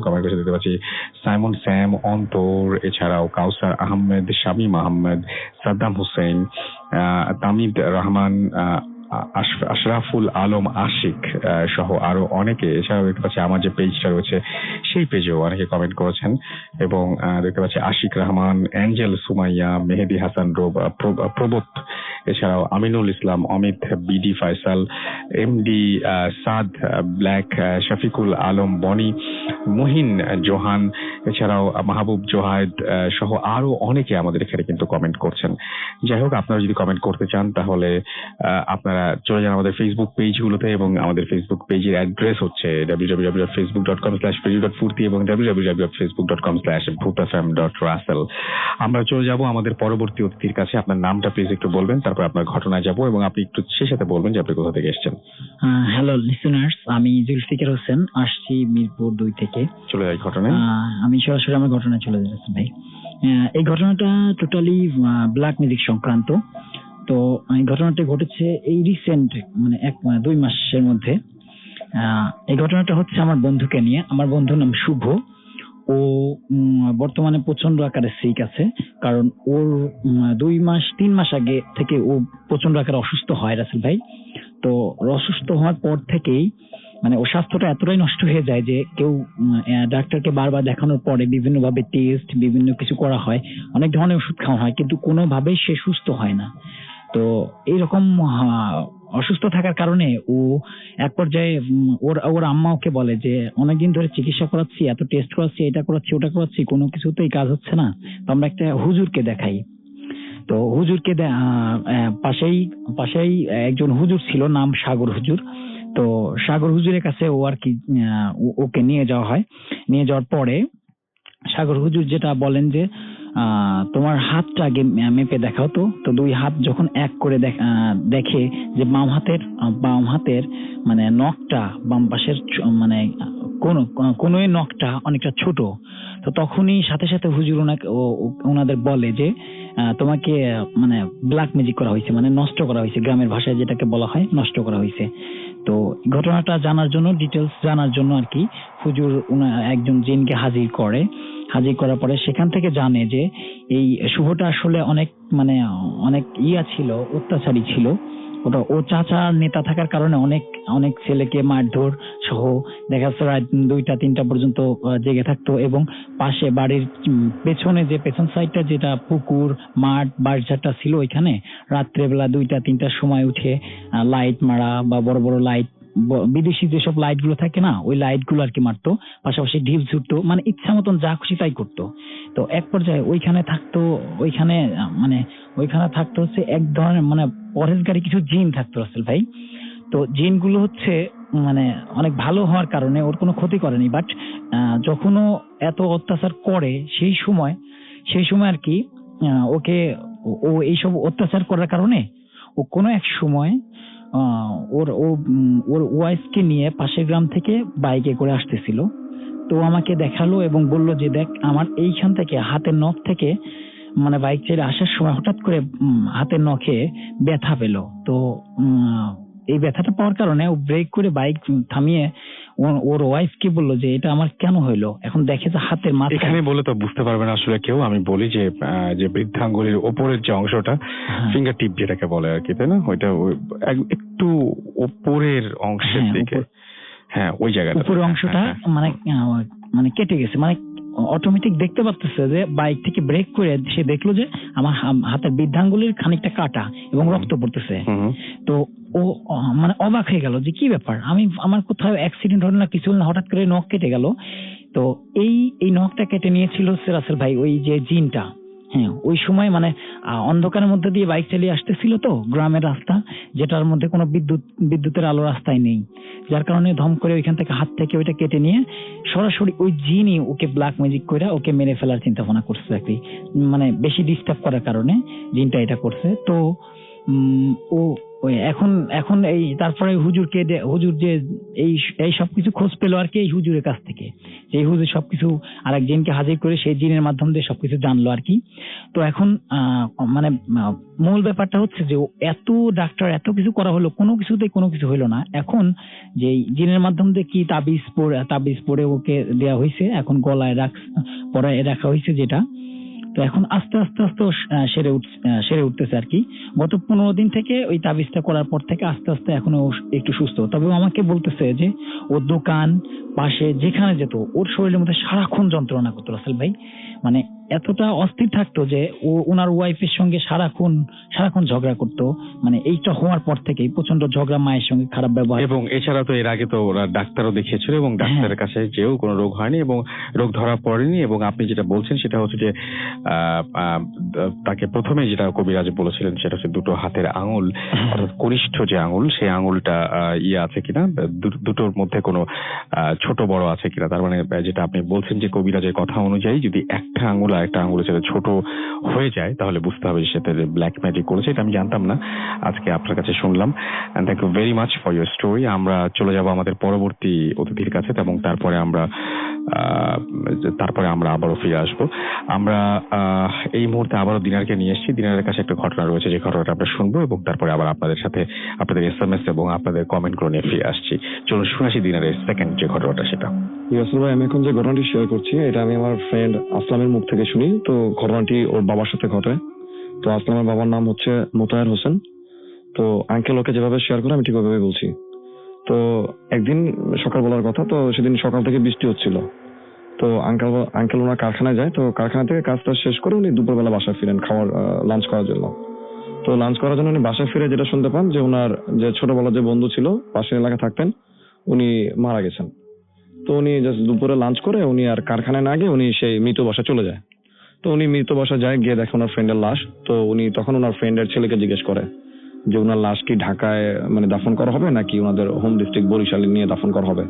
তখন ওই ওনার ফ্রেন্ডের ছেলে যেটা বলে যে আমরা সিদ্ধান্ত নিয়েছি যে আমরা গ্রামে নিয়ে যাব। তো আঙ্কেল সেখান থেকে বাসা চলে আসে, বৃষ্টি পড়তেছিল সকাল থেকেই। তো আঙ্কেল জাস্ট মানে কিছু কাপড় নিয়ে নেয় সাথে করে। তো উনি ওনার ওয়াইফকে এসে বলে যে উনি ওই লাশের সাথে যাবে গ্রামে বরিশালে। যেহেতু ওনার ছোটবেলার বন্ধু ছিল, তো উনি আজকে আর কাজে যাবে না। তো উনার বিকেলবেলা সে বাসা চলে যান। তো ওই ওনার ফ্রেন্ডের ম্যাক্সিমাম রিলেটিভ বরিশালে ছিল। তো ঢাকা যারা যারা ছিল তারা সবাই অলরেডি চলে আসে বাসায়। তো তারা সেখান থেকে ঠিক সন্ধ্যার কিছুক্ষণ আগে তারা সদরঘাট যায়। সেখানে গিয়ে তারা সেই লঞ্চে ওঠে। তো যারা রিলেটিভ যারা ছিল, মহিলা প্লাস ছোট বাচ্চারা যারা ছিল, তারা সবাই যাত্রীদের আসনে গিয়ে বসে পড়ে। তো ওই আঙ্কেলের ফ্রেন্ড, যে ফ্রেন্ড মারা যায়, তার ছেলে এবং তাদের কিছু পুরুষ রিলেটিভ, তারা কয়েকজন ছিল লাশটার সাথে। তো লাশটাকে একেবারে লঞ্চের যে টপ রুফটা যেটা ছিল তার ঠিক নিচের ইসের মধ্যে রাখা হয়, ফ্লোর যেটা, সেখানে রাখা হয়। তো সেখানে ওই যে লঞ্চের যে বড় যে লাইটটা থাকে, সেই লাইটের থেকে কিছু আলো সেখানে আসতেছিল। তো মোটামুটি হালকা কিছু আলো ছিল। তো তখন ওনারা লাশের পাশে আপনার ওই আগরবাতি এগুলো জ্বালিয়ে রাখে। তো হালকা হালকা বৃষ্টি পড়তেছিল, গুড়ি গুড়ি বৃষ্টি পড়তেছিল। তো এরকম সময় হয় কি যে কেউ একজন এসে বসতেছে, তো অন্য দুইজন কি করতেছে কি নিচে থেকে চা খেয়ে আসতেছে, লঞ্চের ভিতরে চা বিক্রি করতেছিল, তো যাতে মানে ঘুমিয়ে না পড়ে। তো এরকম করে কেউ আসতেছে কেউ যাইতেছে, এইভাবে সবাই এক এক করে বসতেছিল। তো একটা সময় আঙ্কেল সেই লাশের পাশে বসেছিলেন চেয়ারের মধ্যে। তো আঙ্কেলের ঘুম আসবে এমন একটা অবস্থা, মানে তন্দ্রাচ্ছন্ন আঙ্কেল। তো আঙ্কেল চেয়ারে বসে ঝিমাচ্ছিলেন। তো তখন লঞ্চ চলতেছে মোটামুটি মাঝ নদীতে। তখন আঙ্কেল স্পষ্ট যেটা শুনতে পান সেটা হচ্ছে যে ওনার কানে কেউ একজন মানে ফিসফিস করে বলছে যে, মোতাহার ভাই একটু উঠে বসেন, একটু মানে ভারী কণ্ঠে। তো উনি মানে তখন কিন্তু উনি শুনতেছেন, ঘুমাচ্ছেন না। তখন উনি ভাবছেন হয়তোবা যে অন্য কোনো যাত্রী হবে, তাদের সাথে কেউ একজন বলতেছে। তখন আঙ্কেল ওই চোখ বন্ধ করে, মানে চোখ না খুলে উনি আঙ্কেল রিপ্লাই দিতেছে না, জানা আমি জাগনা আছি। তো কিছুক্ষণ পর আবারও সে একই কণ্ঠ আঙ্কেলকে বলতেছে যে, মোতাহার ভাই আপনি ঘুমায়েন না, লাশের পাশে কেউ নাই। তো এটা শোনার পর আসলে উনি চোখ খুলে দেখলেন যে উনি লাশের পাশে একাই বসে আছেন আর বাকি কেউ নাই। তো ঠিক এটা দেখার পর যখন উনি লঞ্চের বাইরের দিকে তাকালেন, তখন উনি খুব শকড হয়ে যান। উনি দেখলেন যে যার লাশ উনি আপনার ঢাকা থেকে বরিশাল নিয়ে যাচ্ছে লঞ্চে করে, ঠিক ওই ব্যক্তিটাই লঞ্চের বাইরে দাঁড়া আছে। এবং যে জায়গাটা উনি দাঁড়িয়ে আছেন সেখানে কিন্তু কারো দাঁড়ানো সম্ভব না, কজ হচ্ছে ওইখানটা দাঁড়ানোর মতো কোনো স্কোপ নাই। তো আঙ্কেল উনাকে লাস্ট জীবিত অবস্থায় যে ড্রেসে দেখেছিলেন, ফতুয়ার মতো পরা আর মাথাকে টুপি ছিল, ঠিক ওই রকম একটা জামা পরা উনি, হাস্যোজ্জ্বল একটা চেহারা, উনি আঙ্কেলকে সেম কথাটা আবার রিপিট করলেন। তো আঙ্কেল কোনো কিছু, ফ্রেন্ডের বাবা কোনো কিছু বলার আগে উনি সেন্সলেস হয়ে যান সেখানে। তো পরবর্তীতে নিচে থেকে ওরা আসে, তো এসে দেখে যে আঙ্কেল সেন্সলেস হয়ে একেবারে ওই একবারে শেষ প্রান্তে পড়ে আছেন আঙ্কেল। তো তারা এসে তাকে উঠায়। তো উঠানোর পর তাকে জিজ্ঞেস করা হয় যে কি হয়েছিল, যে আপনি মানে এরকম সেন্সলেস হয়ে পড়েছিলেন কেন। তখন রাসেল ভাই উনি কারোর সাথে ব্যাপারটা শেয়ার করেনি, উনি বরিশাল চলে যান সেই লাশের সাথে। তো লাশ দাফন করে উনি পরের দিন সকালবেলা আবার ঢাকায় চলে আসেন। এই ছিল আসলে আমার ঘটনা। অনেক ধন্যবাদ, থ্যাংক ইউ দিনার। আমরা পড়বো সব আপনাদের SMS এবং সবকিছু, তার আগে একটা ছোট বিরতি নিয়ে আসছি। স্টে টিউনড টু ফুর্তি এট ডোরস্টপ দ্য ফুর্তি। ব্যাক ঘড়িতে সময় রাত 1:49। আমরা একদম শেষ সময় চলে এসেছি। আমাদেরকে হৃদয় খান SMS করেছেন, লিখেছেন, এখানে কমেন্ট করেছেন ফেসবুকে, এটা কি রিয়েল পেজ? ভাইয়া এটা real page, definitely real page, কিন্তু ব্যাপারটা হচ্ছে এটা আপনি যদি কোনো ফেক পেজে গিয়ে ওই কোশ্চেনটা করেন তারা আপনাকে রিয়েলি বলবে। ওই জন্য আমরা বলি যে লিঙ্কটা আপনাকে বলে দিচ্ছি, এরপর আর ভয় হওয়ার মানে ভুল হবার কোনো কারণ নেই। www.facebook.com/radio.furti এবং www.facebook.com/bhutafm.russell। ওকে বলে আলম আমাদের SMS করেছেন, আই লাভ ভূত এফএম সো মাচ। মেঘ আমাদের SMS করেছেন, লাইট অফ করে সবাই ঘুমিয়ে গেছে, আমি একাই শুনছি। এমনি জাহিদ হাসান বলেছেন যে আমার কমেন্ট পড়েন না কেন। আমাদেরকে এছাড়াও দেখতে পাচ্ছি তাহমিদ রহমান SMS এখানে কমেন্ট করেছেন, নাসির ইসলাম জয় আমাদের এখানে কমেন্ট করেছেন, সাদি সুমন আমাদের এখানে কমেন্ট করেছেন, রাকিবুল আলমেরটা পড়েছি একবার, তাবিব আমাদের এখানে লিখেছেন আমাদের এখানে শাহবাজ খান, এছাড়াও সজল সহ আরো অনেকে। আমাদের এখানে অর্থহীন জাহিদ হাসান কমেন্ট করেছেন দেখতে পাচ্ছি, এছাড়া MD আবুল হাসান আমাদের এখানে আছেন।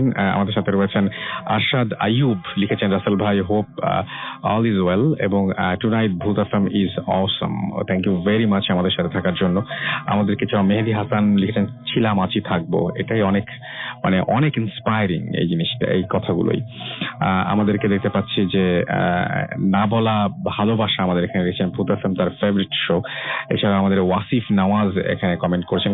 আমাদের এখানে দেখতে পাচ্ছি মুখলেসুর রহমান সোহান, এছাড়াও শিশির আমাদের এখানে কমেন্ট করেছেন। তাওসিফ আহমেদ তাওসুফ আমাদের এখানে কমেন্ট করেছেন। এছাড়াও দেখতে পাচ্ছি মোহাম্মদ তানভীর সিদ্দিকী তপু যশোর থেকে আমাদের এখানে লিখেছেন। এছাড়াও মশিউর রিফাত সহ আরো অনেকে আমাদের সঙ্গে কিন্তু এই মুহূর্তে রয়েছেন। SMS ও করেছেন অনেকে, আমি SMS গুলো একটু পড়ছি। আমাদের SMS করেছেন দেখতে পাচ্ছি শিশির রাজশাহী থেকে, রাসেল ভাই লাস্ট স্টোরিটা, এটা অনেক আগে SMS মনে হয়। আমাদের এখানে স্টোরিটা ভালো লেগেছে, কিন্তু কোন স্টোরি এখন খুঁজে পাওয়াটা খুব মুশকিল। আফিয়া আমাদের লিখেছেন লালবাগ থেকে যে আজকে তার 9th বার্থডে, আপনার বার্থডে অনেক অনেক অনেক অনেক শুভকামনা আপনার জন্মদিনের। রুবি আমাদের খুলনা থেকে লিখেছেন যে তিনি লিখেছেন সামনে SSC এক্সাম, রাত জেগে পড়তে হয়, জানি না আজকের পর থেকে রাত জেগে পড়তে পারবো কিনা। না, পড়াশোনার সময় সবকিছু ভুলে যাবেন, একদম জাস্ট ভুলে যেতে হবে। রোহন আমাদের রাজশাহী থেকে লিখেছেন খুব ভালো লাগছে। এছাড়াও আমাদের এখানে সুহিতা আমিনুল লিখেছেন যে তার ঘটনা, আচ্ছা আমিনুলের ঘটনা শুনে অনেক পছন্দ করেছেন তিনি। সবুজ আমাদের এখানে লিখেছেন যে ভাই কেমন আছেন, আশা করছি আল্লাহর রহমতে ভালোই আছেন। হ্যাঁ, আমি সবসময় ভালো থাকি, সবসময় ভালোর দলে। এবং তিনি বলছেন যে আচ্ছা তিনি একটা ঘটনা হয় আমাদের জানাতে চান, যেটা SMS এ লেখার চেষ্টা করেছেন, বাট এটা কোনোদিনও মানে পুরোটা লেখা সম্ভব না SMS এর মাধ্যমে। সুতরাং আপনি আমাদের ইমেল করুন। আমাদের ইমেল অ্যাড্রেস হচ্ছে bhutfm@radiofurti.fm। রিগান আমাদের জাহাঙ্গীরনগর ইউনিভার্সিটি থেকে লিখেছেন যে তিনি এবং তার খুব প্রিয় একজন মানুষ ইন্দু, তারা একসাথে শুনছেন আমাদের ঘটনাগুলো এবং এটা একটু ভয়ও পাচ্ছেন। থ্যাংক ইউ ভেরি মাচ আমাদের সঙ্গে থাকার জন্য। এছাড়াও দেখতে পাচ্ছি আমাদের সাথে এই মুহূর্তে আছেন সাহিব, এছাড়াও পাপড়ি এবং ফুয়াদ ভূতের গলি থেকে আমাদের সঙ্গে রয়েছেন, ফয়সাল আমাদের সাথে আছেন, নূর আমাদের সাথে রয়েছেন, সুজয় চট্টগ্রাম থেকে আমাদের সাথে রয়েছেন। এছাড়াও দেখতে পাচ্ছি যে আমাদের সাথে রয়েছেন মাহিন ময়মনসিং থেকে, আমাদের সাথে রয়েছেন মাসুম, এছাড়াও সারা জিনজিরা থেকে আমাদের সাথে রয়েছেন, আনোয়ার সিলেট থেকে আমাদের সাথে রয়েছেন, রুবেল আছেন সুজয় সহ আরো অনেকে। আজকের মতো এখানেই শেষ করতে হচ্ছে, কথা হবে আবারও আগামী সপ্তাহে। তার আগে আমি যেতে জানিয়ে দিই আমাদের ইমেল অ্যাড্রেসটি, যেটা সবচেয়ে বেশি জরুরি। আপনাদের ইমেলের প্রত্যাশায় থাকবো। আমাদের ইমেল অ্যাড্রেস হচ্ছে bhutfm@radiofurti.fm, which is bhutfm@radiofurti.fm। আমাদের তো এক্সকিউজ মি, কাশি চলে আসছিল মাঝখানে। আচ্ছা, আমাদের তো মানে আজকে অনেক ধরনের ঘটনা বললাম এবং অনেক ধরনের ঘটনা আমরা শুনলাম। আমরা ব্ল্যাক ম্যাজিকের শুনেছি, গ্রামের ঘটনা শুনেছি। এছাড়াও আমরা এখানে নানান ধরনের ঘটনাগুলোই আমরা শুনলাম। আশা করছি আপনাদের প্রত্যেকটা ঘটনা, যেগুলো আপনাদের চাহিদা থাকে সেরকম অনুযায়ী ঘটনা আমরা সিলেক্ট করেছি, এবং কোনটা ভালো লাগলো এবং কোনটা ভালো লাগেনি সেটা অবশ্যই অবশ্যই অবশ্যই আমাদের জানাবেন। এবং আপনাদের ঘটনা পাওয়ার প্রত্যাশা থাকবো bhutfm@radiofurti.fm এই অ্যাড্রেসে পাঠিয়ে দিন আপনার সেরা ঘটনা শুরুতে অবশ্যই উল্লেখ করুন ঘটনাটি আপনি স্টুডিওতে এসে শেয়ার করতে চান, নাকি আপনি চান আপনার ঘটনাটা আমরা পড়ে শোনাই। দেশের বাইরে অনেকেই যারা রয়েছেন তারা সরাসরি আমাদেরকে কিন্তু অডিও ক্লিপও পাঠাতে পারেন। অনেকের সময় দেখা যায় যে অনেক সিনিয়র মেম্বার থাকেন ফ্যামিলি, যারা ঘটনা খুব চমৎকার বলেন, কিন্তু তাদের স্টুডিও পর্যন্ত আনা সম্ভব হয় না। তাদের ঘটনাটি আপনি আপনার মোবাইলে রেকর্ড করে কিন্তু অডিও ক্লিপটি পাঠিয়ে দিতে পারেন আমাদের কাছে। কথা হবে আবার আগামী সপ্তাহে। সেই পর্যন্ত সবাই ভালো থাকুন, সুস্থ থাকুন, সুন্দর থাকুন, মোস্ট ইম্পর্টেন্টলি ফুর্তিতে থাকুন। আজকের মতো এখানে শেষ করছি, টাটা।